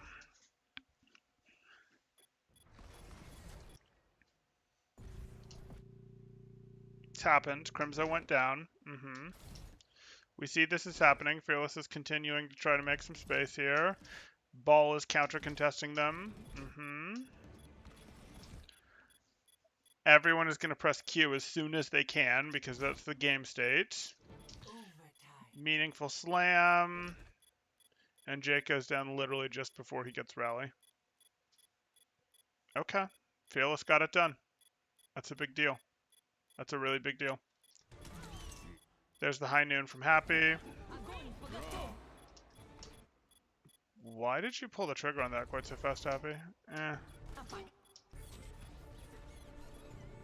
Like, you were being thrown into danger, but who cares? They don't have. There's not like a diva on the other team that is making it impossible for you to get value. You can just keep charging and keep getting more value until the last instant, which would have been less than a second from when you pulled it, but still later.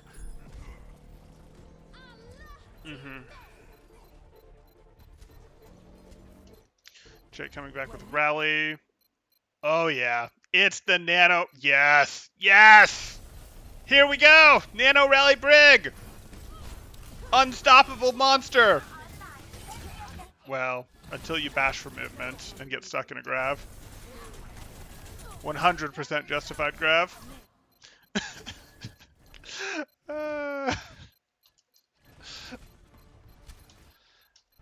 Minefield, that can do it? Yeah. Should do it, yeah. Okay.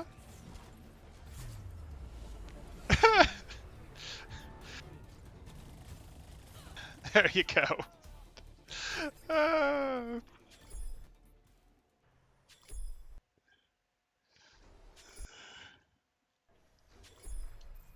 Initiating. Ready for battle. Attackers incoming in 30 seconds.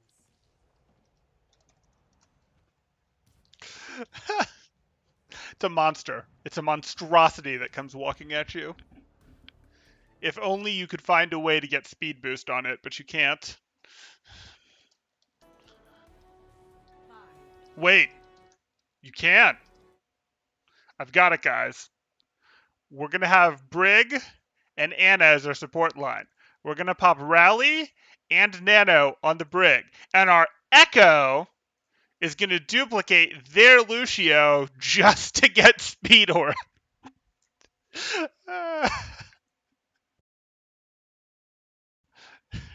Yeah, we're on the same page, Blah. 3, 2, 1. Attackers incoming. Defend objective A.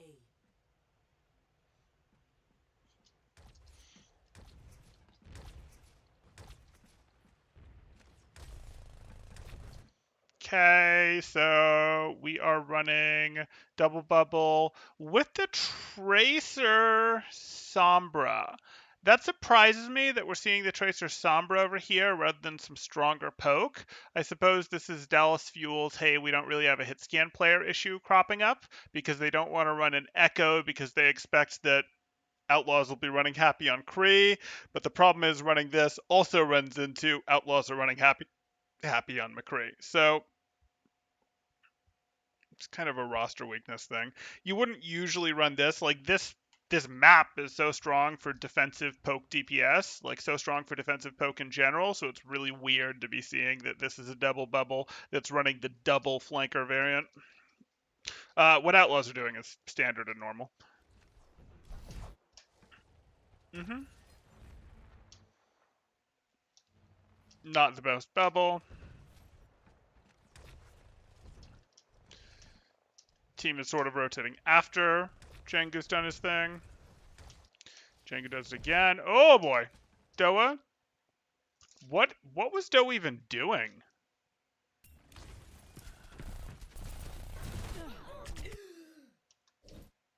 Just stunned. Couldn't see the stun from where we were before. I'm not sure I changed my mind though on what was Doa doing. Like, you knew that their backline was playing around here because their backline hadn't rotated in yet. You didn't see their backline all tuck in here or something. So I repeat my what was Doa doing question with slightly different emphasis on perhaps why was Doa doing.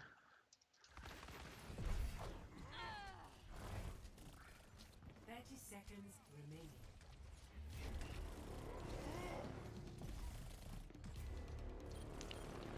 Temporal Impending Ghost 2.0. We're on it, Blah. We're on it. 10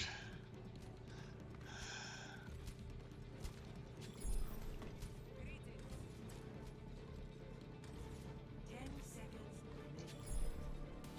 Yeah, you could hear the Kree creeping around. But even if you couldn't hear the Kree creeping around, like, this was the space that their backline was playing in. This was never going to be safe. This was never going to be safe. Whatever.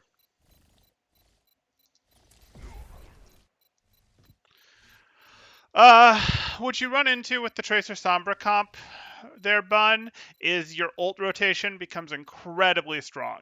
So you run Tracer because, hey, it's Tracer, who's going to complain about you running a Tracer, and you run Sombra because it gives you EMP. And if you look at a comp that has EMP, has Rally, and has Grab, you can just rotate between these three. Like, these are each ults that you expect to win the fight when you lose. So it's sort of like you can use other ults to sprinkle on top, but you shouldn't need to use both of these ults to win one fight. You should just sort of every single fight after you get rolling, be able to use one of these ults plus something else and just win and kind of go infinite off of it. So the benefit to running the Sombra is we get a powerful enough ult to do that with. There isn't really another DPS you can do that with. You could run like a Hanzo, and Hanzo's pretty cool. Hanzo will really make sure you really win those grab fights with the Dragon Strike.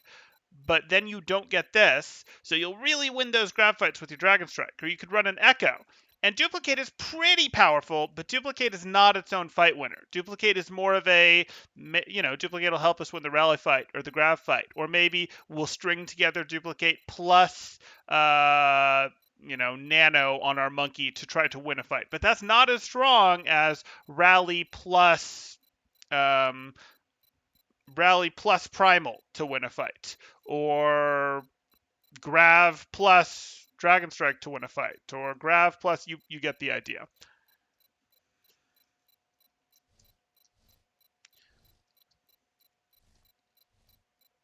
Yeah, CMP is a super good 2CP ult.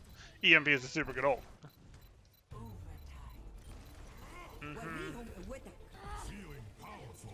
There's the Nano. Ultimately, they're turning it back. No?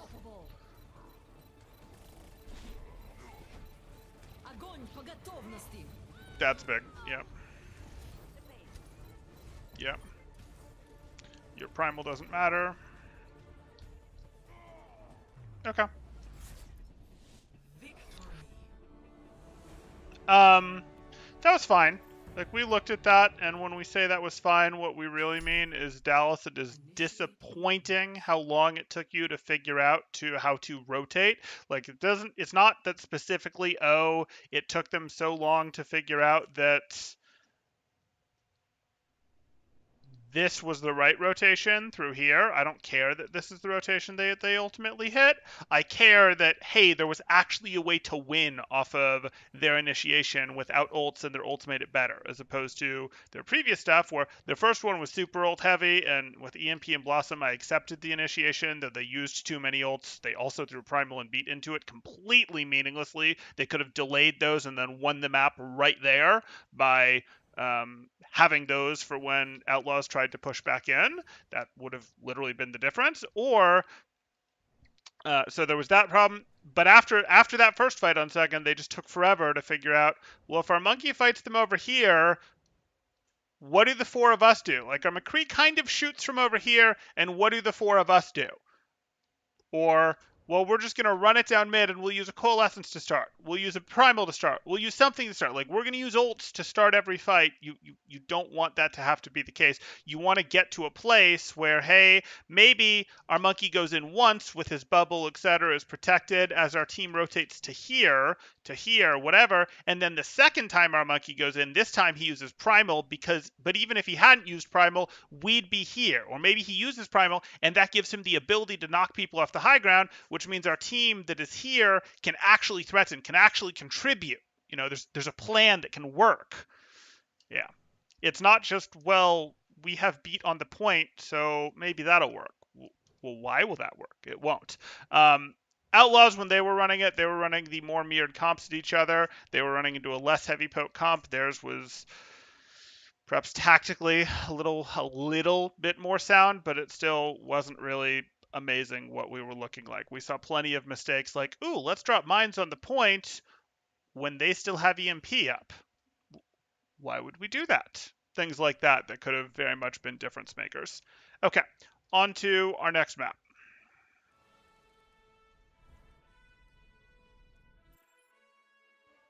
When are we gonna have another temporal scrim? That's a good question. I'll probably put one up. Hey Stormy, I'll probably put one up. I'll probably put one up.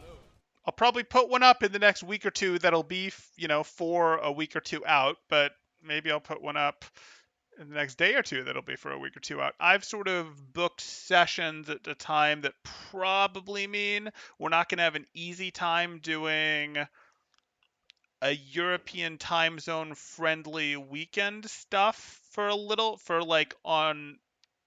bit, but maybe we can make a weekday work. We'll see. We'll see. I don't have the answer to that yet.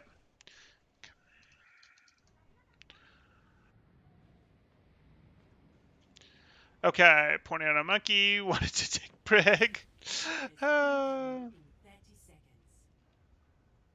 Okay.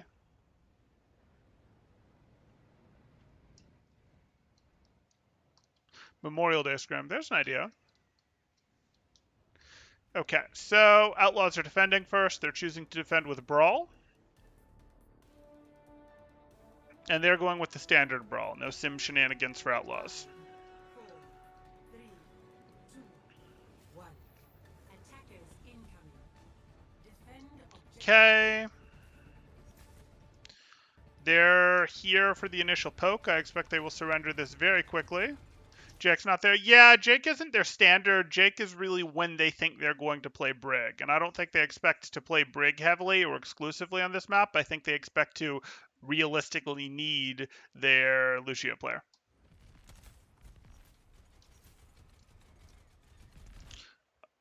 Because this was the finals, I would have been perfectly fine doing the Dallas versus Fuel game. I think that would have been perfectly fine too. I did this one. I got requests for both of them. Almost did the almost did the shock one, but I feel like we've done a fair amount of shock review. Not necessarily intentionally, but I think in the first weekend we'd covered 2 different shock games. So I felt like, we've covered a lot of shock. This would have been a third one.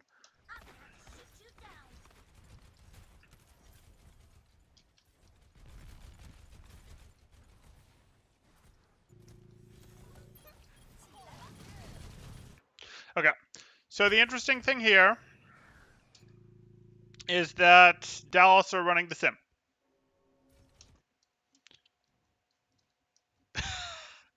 It hurts. It hurts, blah. It hurts.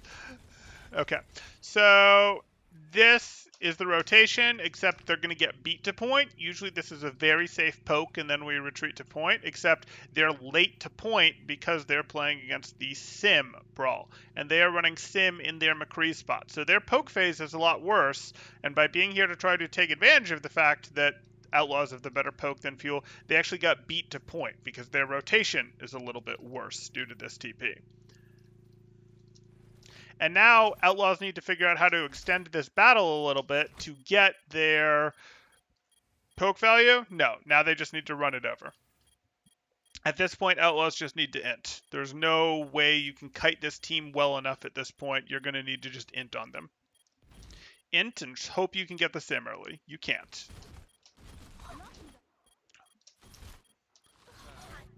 Didn't get the May. Both ice blocks come out. There's the wall. It's not strong enough. It's got value, but it's not strong enough. Outlaws are about to get rolled.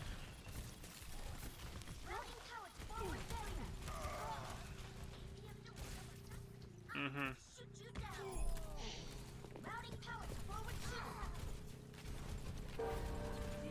Okay, so this is going to be rough. It's really going to come down to, okay, what's the difference between the two teams? And the difference between the two teams is that the poke phase for Outlaws is better because they have the McCree, but if you get any sort of ramp up for Sparkle in a brawl phase, it's going to be really tough to beat these guys in a true brawl. So we have to lean into, if we're Outlaws, our difference, and our difference is our poke.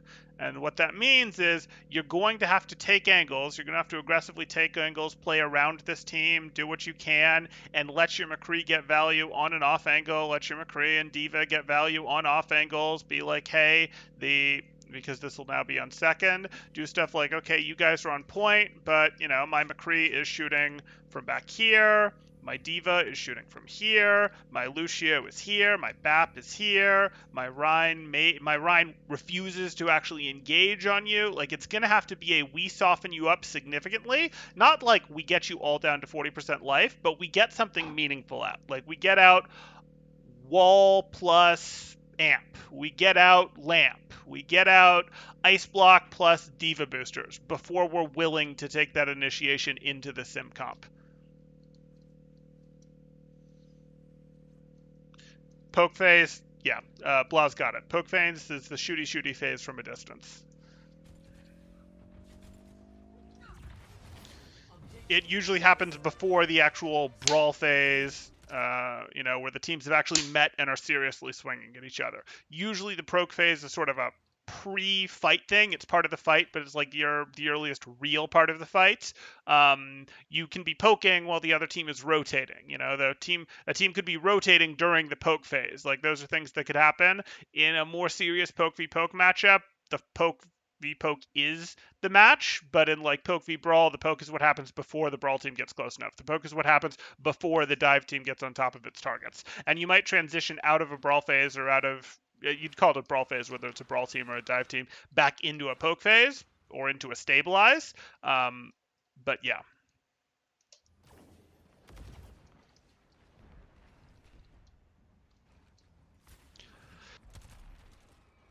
Okay.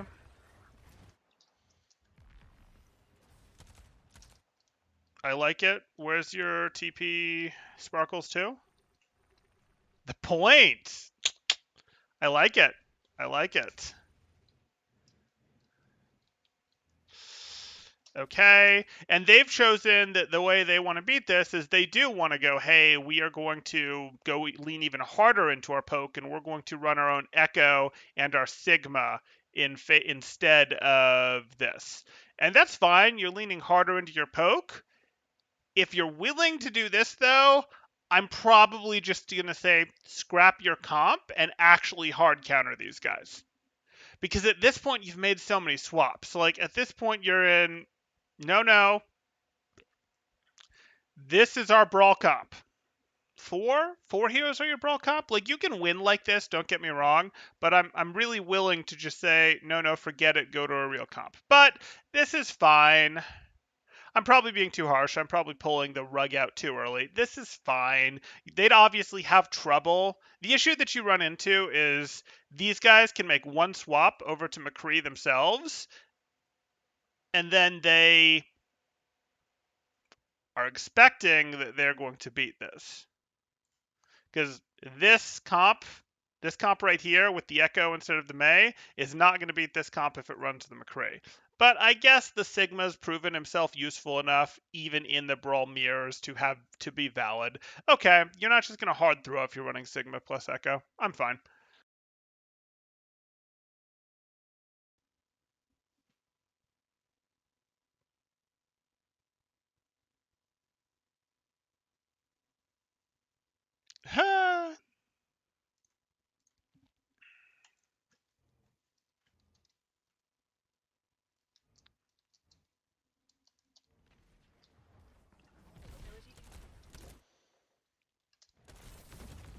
mm-hmm. Why are you dropping to low ground? Why are you dropping to low ground? Oh, look, Dante, who doesn't really have a support who heals him well, went down. It's almost like that doesn't fit terribly well with this comp. But I still don't understand why you're on low ground. And by I don't understand why you're on low ground, what I really mean is get off of low ground.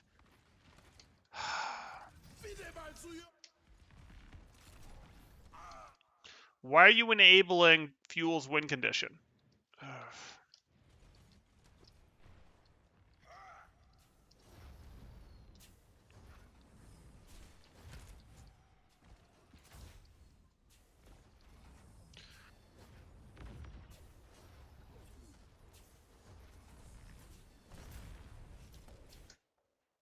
Okay. Oh, look. Unsurprisingly, Dallas are going to take all the space in the world because they don't want you to have the high ground. If they take the high ground away and don't let you have any high ground, you're going to have a tougher time playing into your poke win condition. Because even though they have the worst poke comp, the high ground, the positional advantage, makes up for part of it. You. Mm-hmm. Mm-hmm.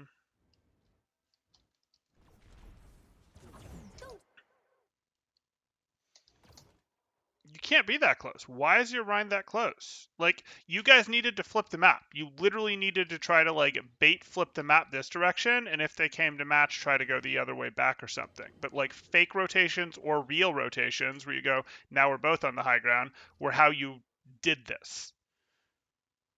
Like, you wanted to actually get yourself over here where it's like, you guys can't close on us without using a TP. That's what you really wanted to do, but... Instead, you're thinking, no, I have a poke advantage, and I'll just be close so I'm ready to go when our poke advantage gets a lead. Well, two problems. A, they have Blizzard, but the second problem is you don't have a poke advantage if you're close enough that Sparkle gets to ramp off of you. You you don't. You can't let Sparkle ramp off of you until you've gotten your poke advantage. And your poke advantage isn't going to be huge. It's going to be a couple cooldowns. Or a big cooldown.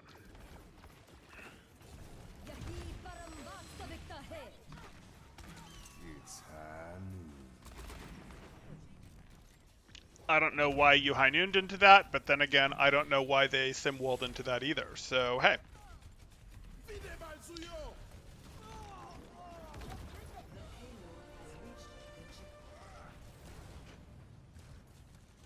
Outlaws throwing.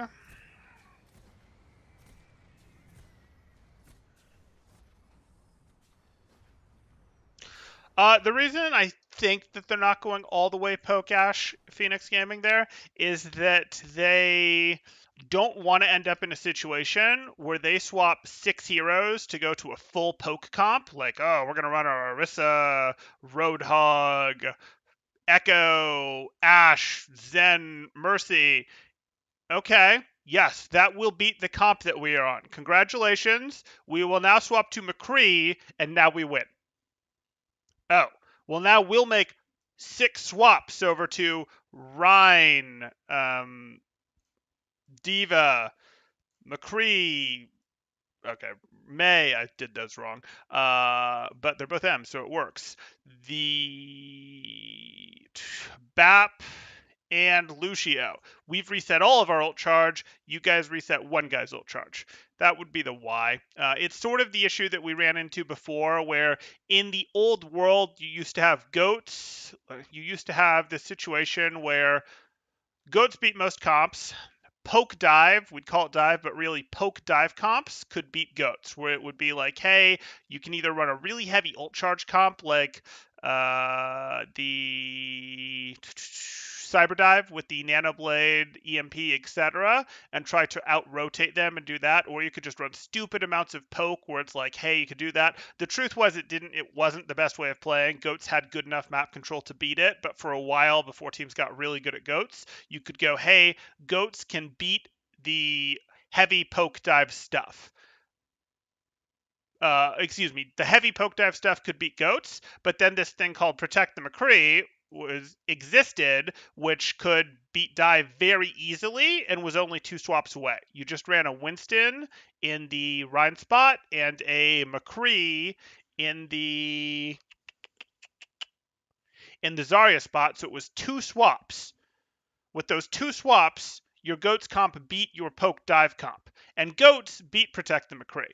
Hard goats beat Protect the McCree. So it was this thing, really this was poke dive, but I was calling it dive there. So it was this thing, because the poke tanks just weren't good enough back then. You ran dive tanks. So this would be what you would do. It's like, okay, yeah, this is how it works. But the reality is, because it was only 2 heroes to move between this and this completely gets eliminated. And as soon as this completely gets eliminated from the meta of play, this completely gets eliminated from the meta of play.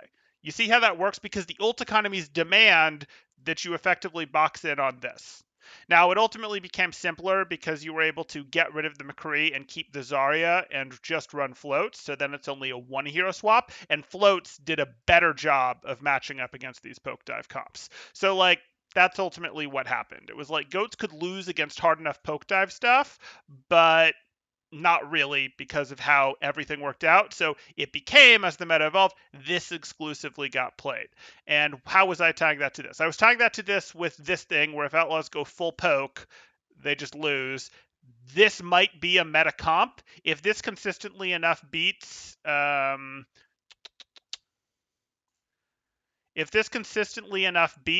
this could become the meta comp. Not because this is some amazing comp that doesn't lose to anything, but because the comps that beat this comp reliably may find themselves in a position where we would have to make too many swaps to go from the comp that beats this comp to the comp that beats this comp.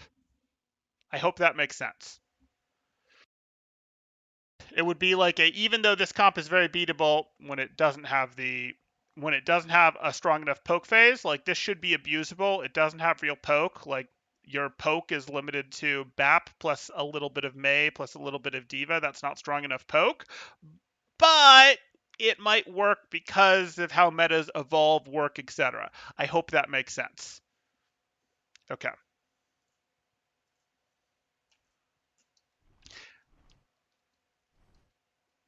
Yeah, the answer is yep. Good.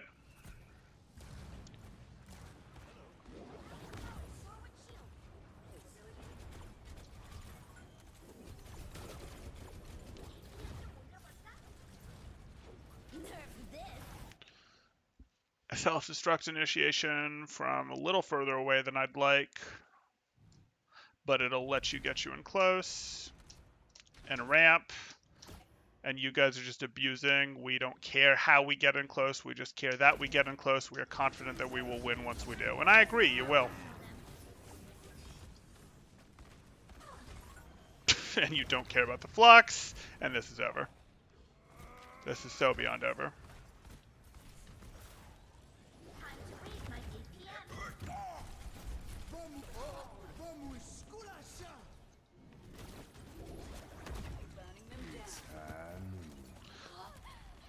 Okay. I don't really care that you've stabilized with a high noon.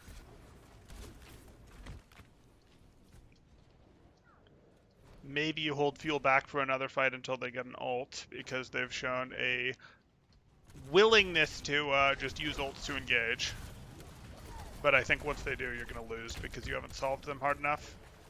high ground abuse, May wall. That's going to be a problem for you. This is a bit of a problem for Dallas because they just TP'd in. They just went for their wall and didn't really get value unless Joby goes down here, which I don't expect is going to happen. And now they're in this situation where they can't really wait for their next cooldown cycle, because if they wait for their next cooldown cycle, Outlaws are going to get too much poke value. Whereas Outlaws are like, we would like to, now that you've wasted these cooldowns, poke you for like 4, 5, 6 seconds, and then we would like our front lines to beat. We would like to push hard. Dallas have to go, whoops, we didn't get the cooldown value we wanted. We either back out pretty much completely, or at least hard take angles to protect ourselves, or we push in hard. And I don't think hard taking angles to protect themselves is going to work. I think they're going to just hard push in. I think this is them going, this is the next level of the Doomfist strat, the sim strat. Adaptive circuits engaged. Yeah, and Outlaws believe in it so much that they're going to commit an ult. Reinhardt.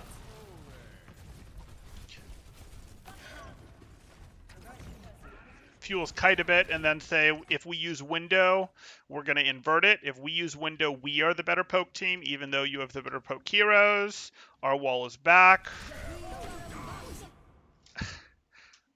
I'm not happy with that change.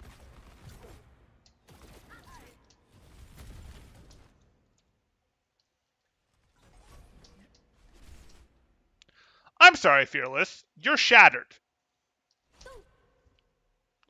You are shattered, Fearless. Back in my day, that was a shatter and Fearless went falling over. Like, ugh.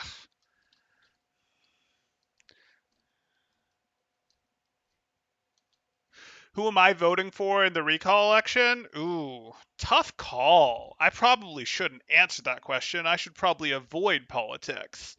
I'm probably just going to go, hey, I'm avoiding politics. This is an Overwatch coaching channel. Obviously, I do other real life coaching stuff, and California has made some mistakes. I don't think that's controversial to say. Um,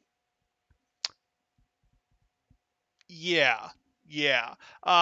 There's probably two candidates that I have my eye on, but I'll see how much steam they get before I put any serious thought into them. If they get some steam, I'll research them a little harder.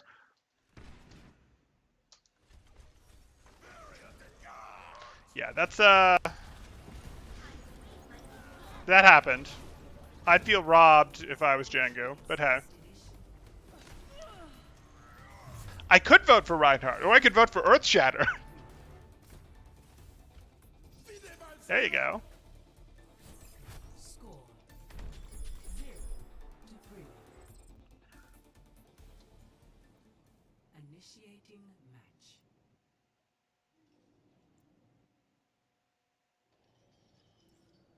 Initiating match. How does this go 17 minutes? Does Outlaws get their act together? Because that was embarrassing, what we just saw. Ready. I suppose it wasn't embarrassing. People haven't been running Sim Brawl very heavily off of the Sim maps, so it's not that wild to just be overwhelmed by it, I suppose. The fact that they're this hard overwhelmed by it probably means that they... No, that's not fair. The swaps that they made would have worked on the standard Sim control point maps, basically Lijiang Tower.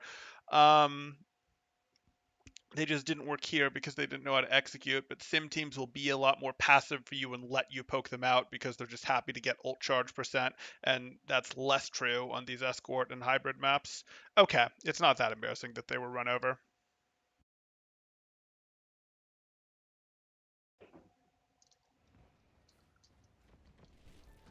Recall Earth Shatter. 5,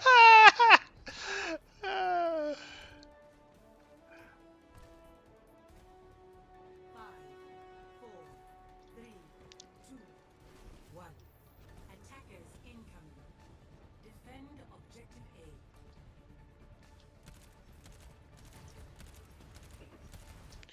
Okay.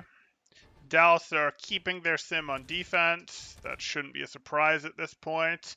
It's much easier to go on offense. Like, you are given the option to not take a bad fight to just immediately swap to something that beats them. But you still run into the issue of, okay, then they make their one swap to McCree, and now what do you do? Outlaws. Outlaws are here. Fine. Outlaws are doing this. They've decided to mirror it. But do they understand the comp? Do they understand how to play it off of control?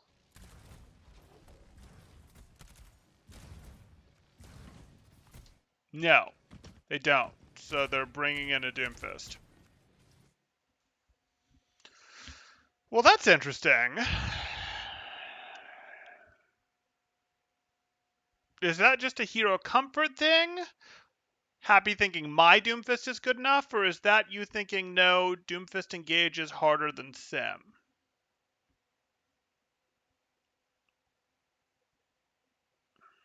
Sim will certainly grind out the fight harder than Doomfist will. Both of them are going to want early engages, but their power curves are like Doomfist is like up here and then goes to here and then trills and then goes back up to here, whereas Sim is like I'm bad, I'm great, and now I'm just going like this forever.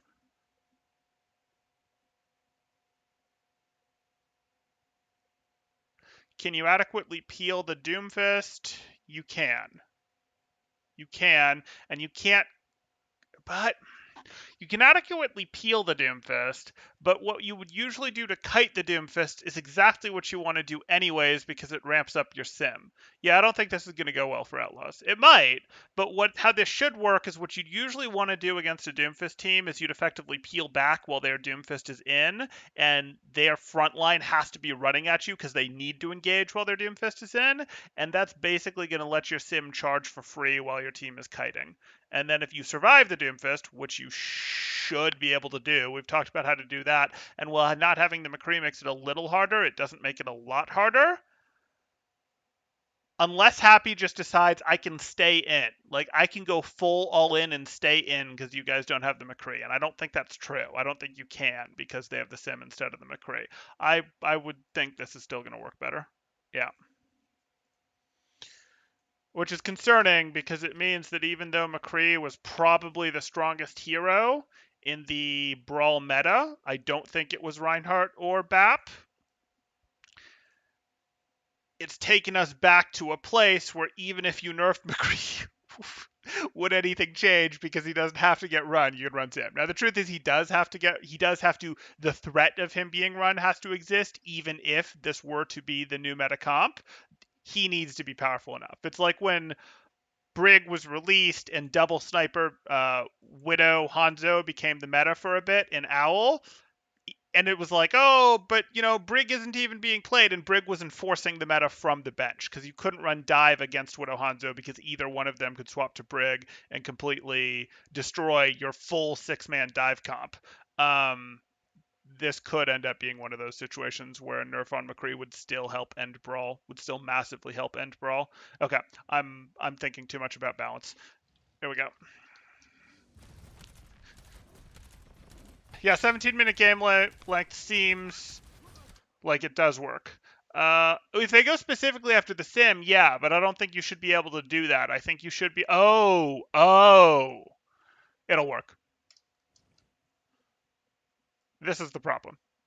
Handbit is on Sigma rather than Diva, so you're going to have trouble adequately peeling the Doomfist. You don't have the defense matrix. Usually what happens to Doomfist is he slams and then uppercuts, and then the fist pump punches in the air, not the actual like punch, but just the like boom, boom. Those punches are what actually gets the elimination, and Diva denies those. Sigma's going to have a harder time denying those. It's too hard to like get your barrier up in there to deny it appropriately when they get moved around by the slam and the uppercut. I see the problem immediately. Thank you. Thank you. I missed it.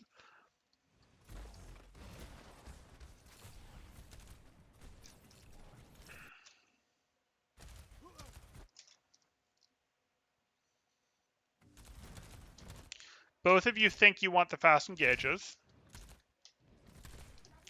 The truth is, Fuel want the slightly slower engages. But they hit a good enough wall, so they're going to take the engage. That was a bad wall in return.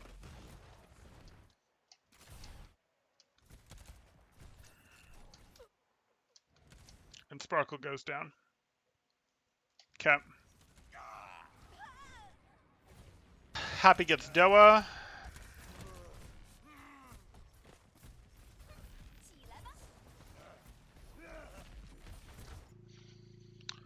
He could just rock Doomfist.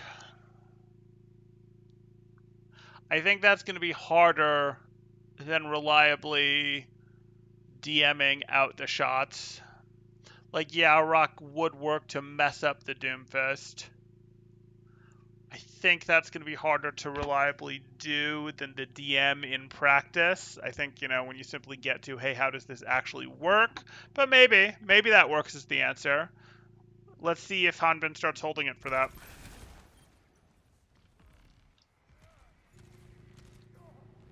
Yeah, definitely better than doing nothing. The question isn't really, is it better than doing nothing? The question is it strong enough and reliable enough to justify staying on Sigma?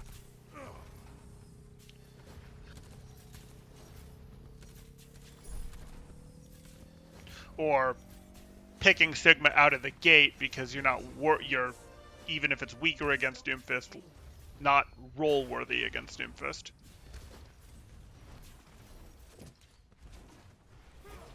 Mm-hmm.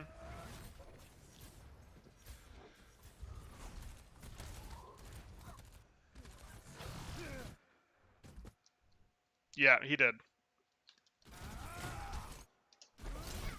Okay. There's the Maywall. There's that. Happy came over here for the Sigma. Got rocked by Sigma.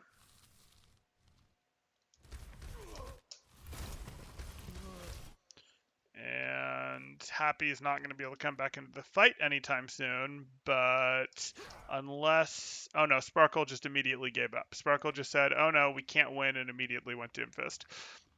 It's fair, Sparkle has a history of playing Doomfist. Sparkle got ego duel challenged. The gauntlet was thrown.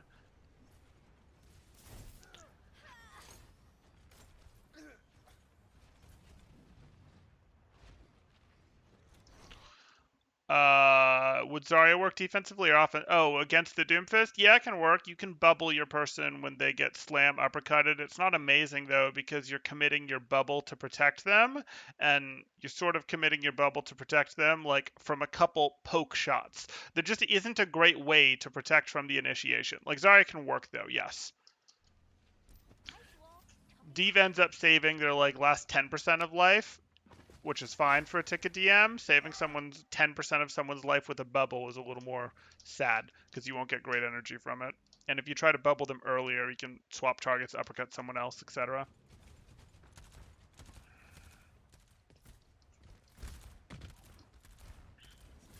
You also run into the reality that D.Va does a better job of challenging the high ground where the Doomfist would like to set up and being like, no, I'm going to poke you out. And the two things that Doomfist hates is not being able to engage people from above, which D.Va can be up above and make his life more annoying if she gets it from far enough away, and being chipped down before he engages. And Zarya from low ground is not chipping anyone down before they engage.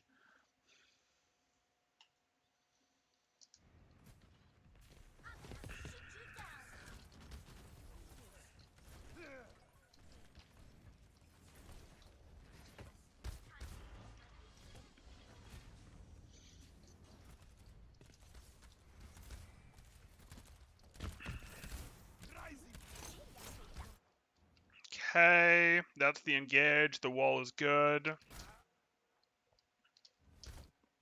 Fielder goes down regardless of the wall being good. Did Happy just all in for that? It's not wild if he did. He did. Pylon doesn't protect him, but he got the limb. Meteor strike.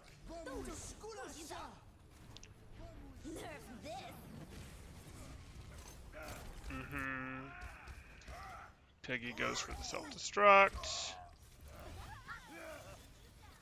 And it's able to turn the fight back. Okay. So, fight initially going the way of Dallas off a strong Maywall initiation. Sparkle says, nope, fight's going to go our way with the elimination onto Fielder. Fight devolves a little bit, and Piggy is able to go, no, we got this after all with the self-destruct. Cool. That is correct, Blah. That is exactly correct. Uh, people don't start understanding, like, people don't start really understanding how Diva works until a silly, silly high level. The payload has reached the checkpoint.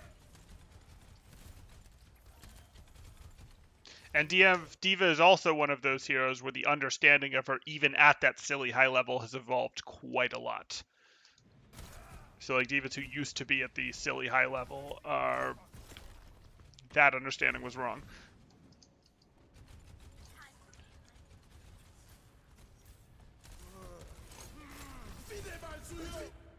Okay, we see this. They're just playing Doomfist into each other. That's not super interesting to me. And we see our Flux come out. We see our window come out. We see the wall come out. Was every bit of this engagement just better on Dallas's part? What happened here?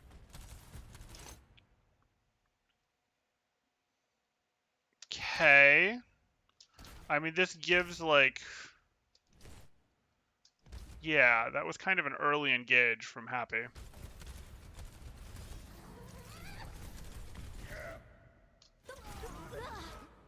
Mm-hmm. Should have your unlamp to sustain. Not even gonna use it. Do use it. Okay. Okay.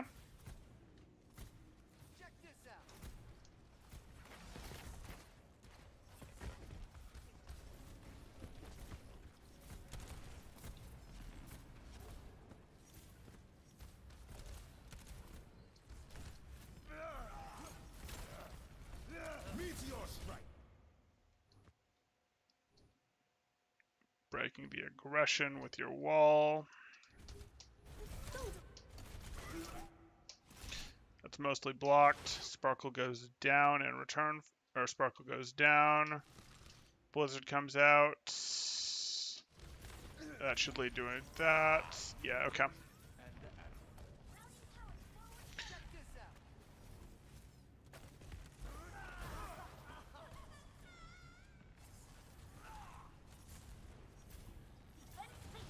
What do you got as a plan, Outlaws? Respawn advantage? Respawn advantage is your plan? Okay. One Doomfist there. Sparkle on the low ground. Interesting. Jesse is correctly recognizing what his job is. Fine. Threw up the window. Got the wall in response. Why is Happy in? Okay. Because he felt the opening was big enough on Fielder to justify it. I disagree. Technically, that is a better trade for Outlaws than it is for Fuel, but I don't think it's going to matter.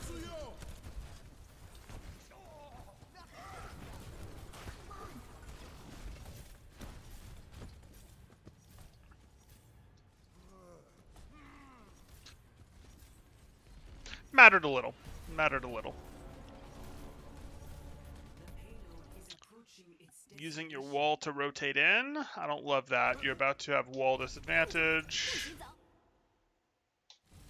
You're getting blizzarded. The other wall comes out, does its trick. Beat to try and respond. Ult Bonanza. Okay. Oh, jeez.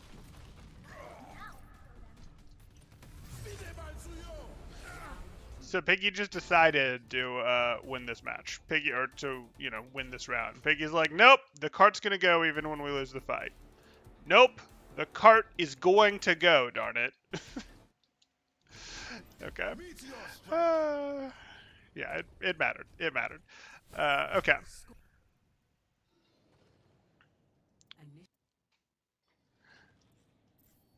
Yeah, Piggy with the nice self-destructs. Ready for battle. Attackers incoming in 30 seconds.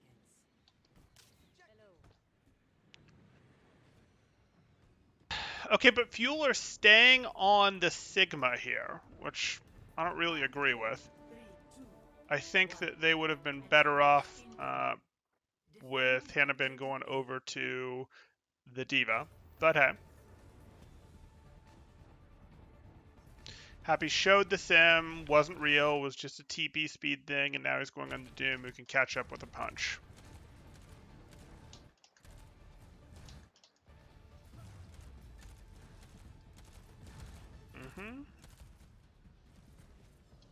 Are you guys just going to turret this up and hold this choke? Yes. Are they going to try to out-rotate it?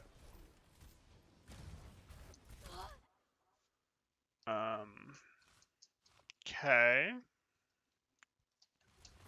Reasonable.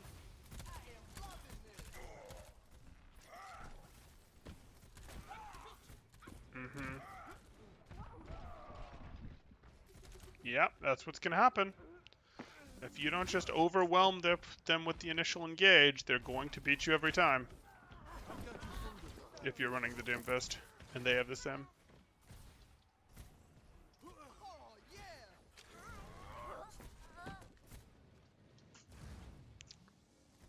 60 seconds remaining.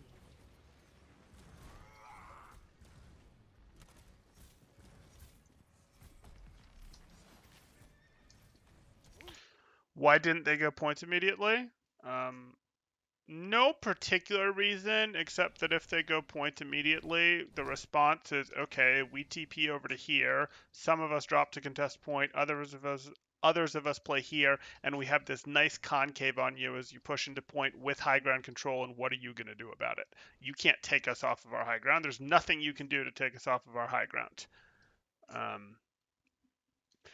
The usual way that you take people off of high ground is you do a rotation out through here to go do this, but you don't really want to do that when they're holding here. You don't usually have to worry about them holding here, though, because if they're holding here, they're not holding high ground. But the Sim TP changes things a bit.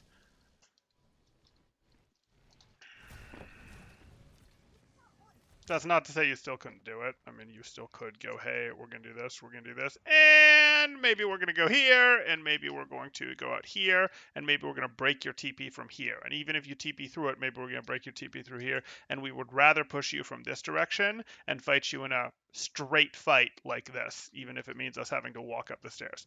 You could do that if you wanted.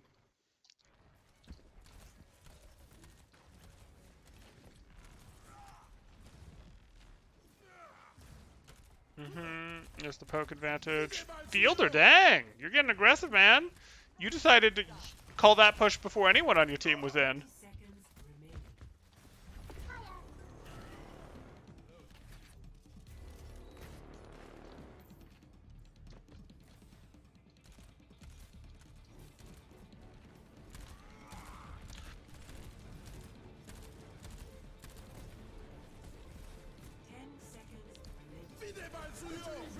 Fide mal suyo.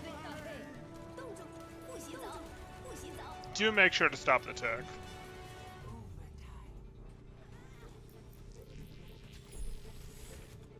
I hope you don't regret that. I know you don't, but that was regrettable. And again, they're a little more vulnerable to some of this backcap stuff, at least after they dropped and didn't have access to their TP, because they don't have a diva. They do still have a Lucio, but they don't have a diva.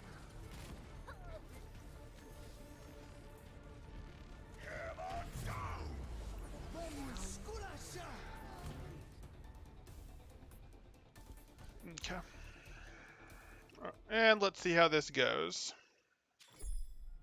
Round 3. Complete. 3. Initiating match. Ready for battle. They did get a tick. 44% in fact. Incoming in 30 seconds. And Outlaws are just going to play it out standard.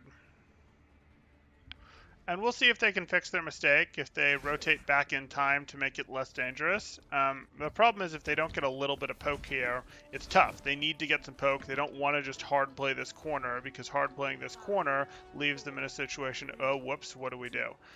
1. In the old world, the way you beat sim goats with regular goats was you just ran them over before the sim was set up, and you really could just out-brawl them, run them over, etc. You can't really do that with the McCree. The McCree isn't really better than the sim in the brawl. or at least not enough so to just immediately win. Hello. Attackers incoming. Defend objective A. And Hanbin's on the Diva. Perhaps that's in respect for the McCree. Perhaps that's just in respect for the potential of other things to be run.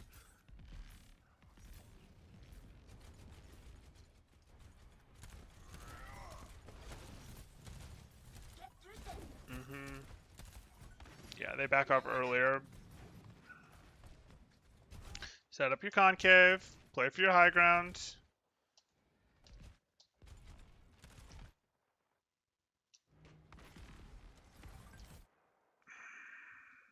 That's game.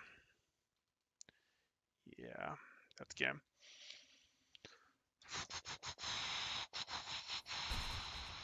You like this. You're worried that they're going to TP.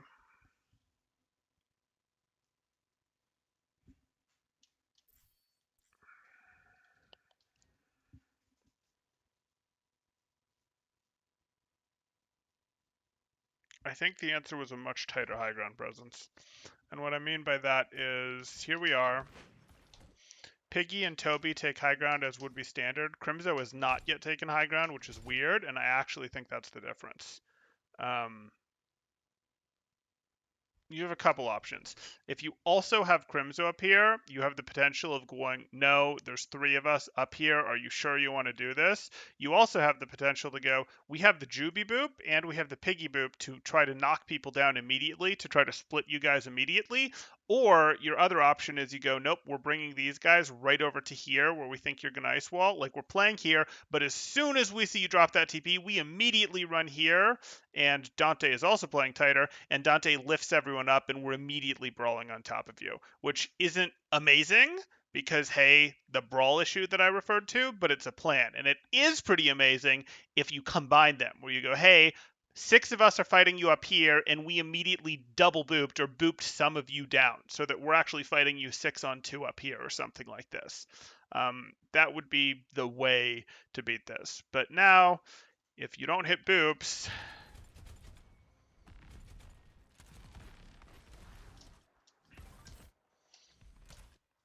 and you can't hit boops because they got everyone through safely, you just lose. Mm-hmm.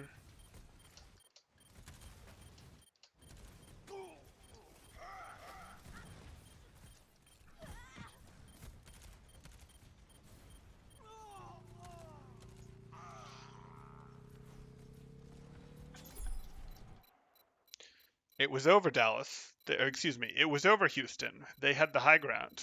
Yeah. Okay. So that's interesting, and it's certainly going to be interesting what that does to the future of Brawl.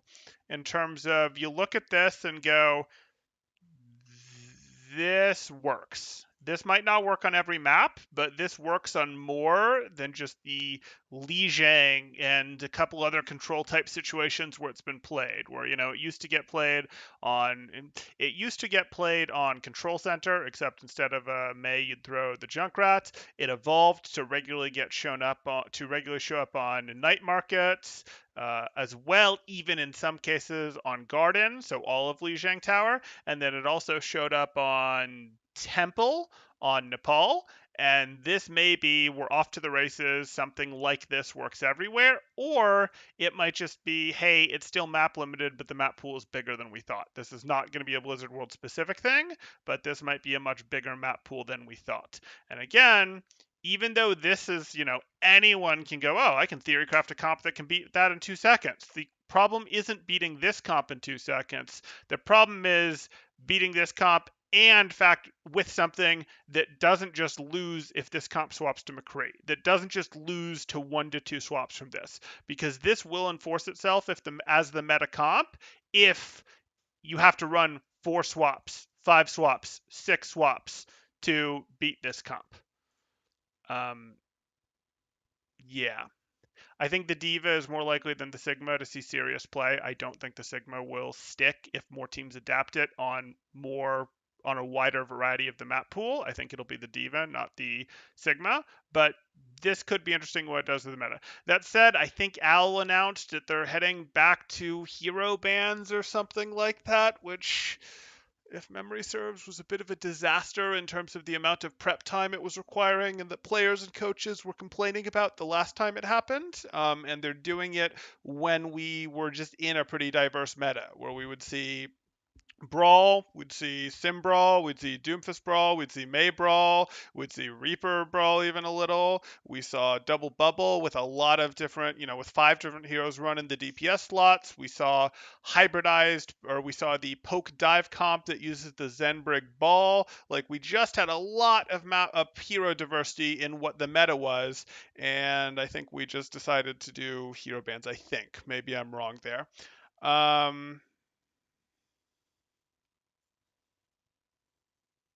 Hero ban Lucio, Diva, and Kree in May. Well, there's an idea. Um, yeah, so that happened.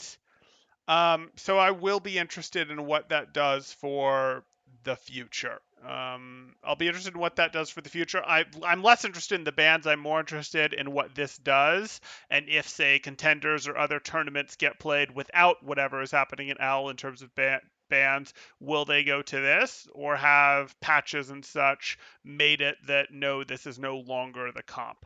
I'm not convinced. This is kind of scary from the get-go, but maybe I'm missing something obvious. Maybe if I thought about it for another 5 minutes, I'd be like, oh, of course, the counter is this, and you only need to make 2 swaps to still be fine, to still have a 50-50 against McCree Brawl.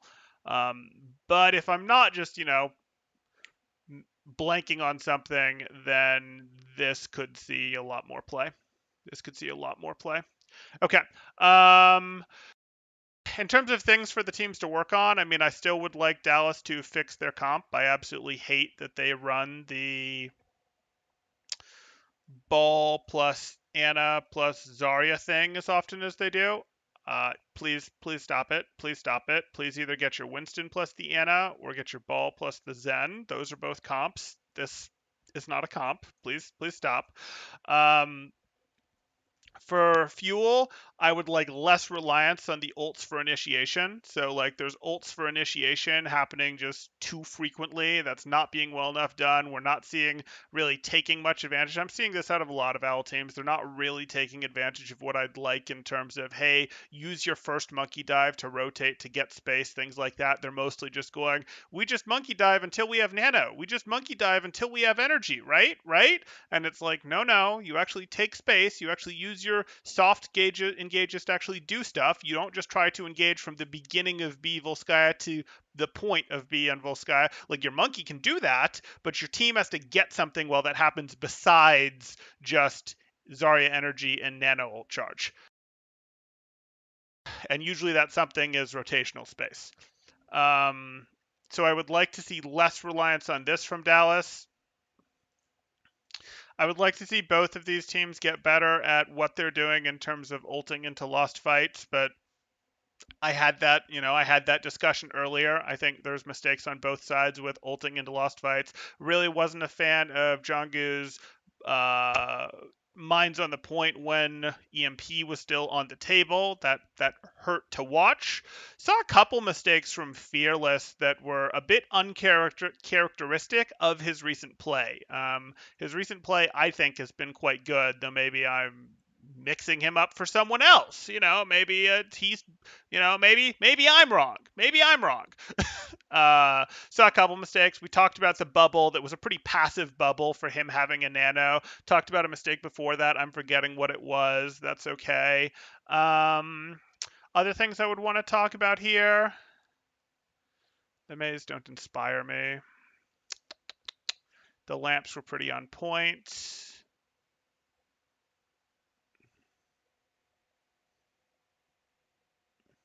No, I think that's mostly going to do it. I think that is mostly going to do it. If you guys have questions, go ahead and throw them up in chat now. If you guys are enjoying the content, please do like and subscribe, as that helps me out quite a bit, and I really do appreciate it. Or if you are looking to get coaching yourself, you can join my Discord in the description below, see what rates look like, see what sort of promos, special events we have going on, all that good stuff. Fielder, of course, had the great play to survive against Jangu there. Just barely caught the corner of the Jangu's shoulder with the sleep dart outside the bubble. Sadly, his Nano was then wasted by the passive Fearless. But hey, okay. Thanks. So easy to follow. Glad you enjoyed it. Glad you enjoyed it. It means I go a little slow through these for some people's taste, but yeah, I try to make sure that we're not leaving too many people behind. Um, it'll so they should do it in ladder today too. It still solve the if I see one more McCree, I'm going to explode problem. I get that. I get that. Too scared to get roasted? Who's too scared to get roasted?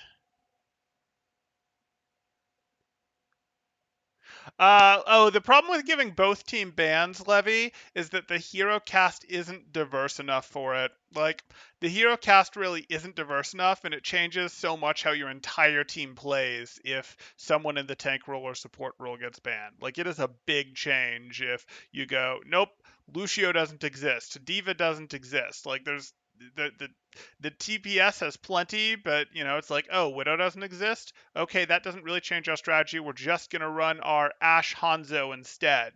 Oh, Reaper doesn't exist. Okay, we're gonna run Mei with the Doomfist instead. Like, it's easy enough for those roles, but it's such big adjustments. If like, okay, Reinhardt got a Reinhardt got banned, or Orisa got banned. Those are pretty big adjustments. Or Lucio got banned. Oh, well, that changes the game a lot if Lucio got banned. Zen got banned. Okay, guess we're not playing poke. Yeah.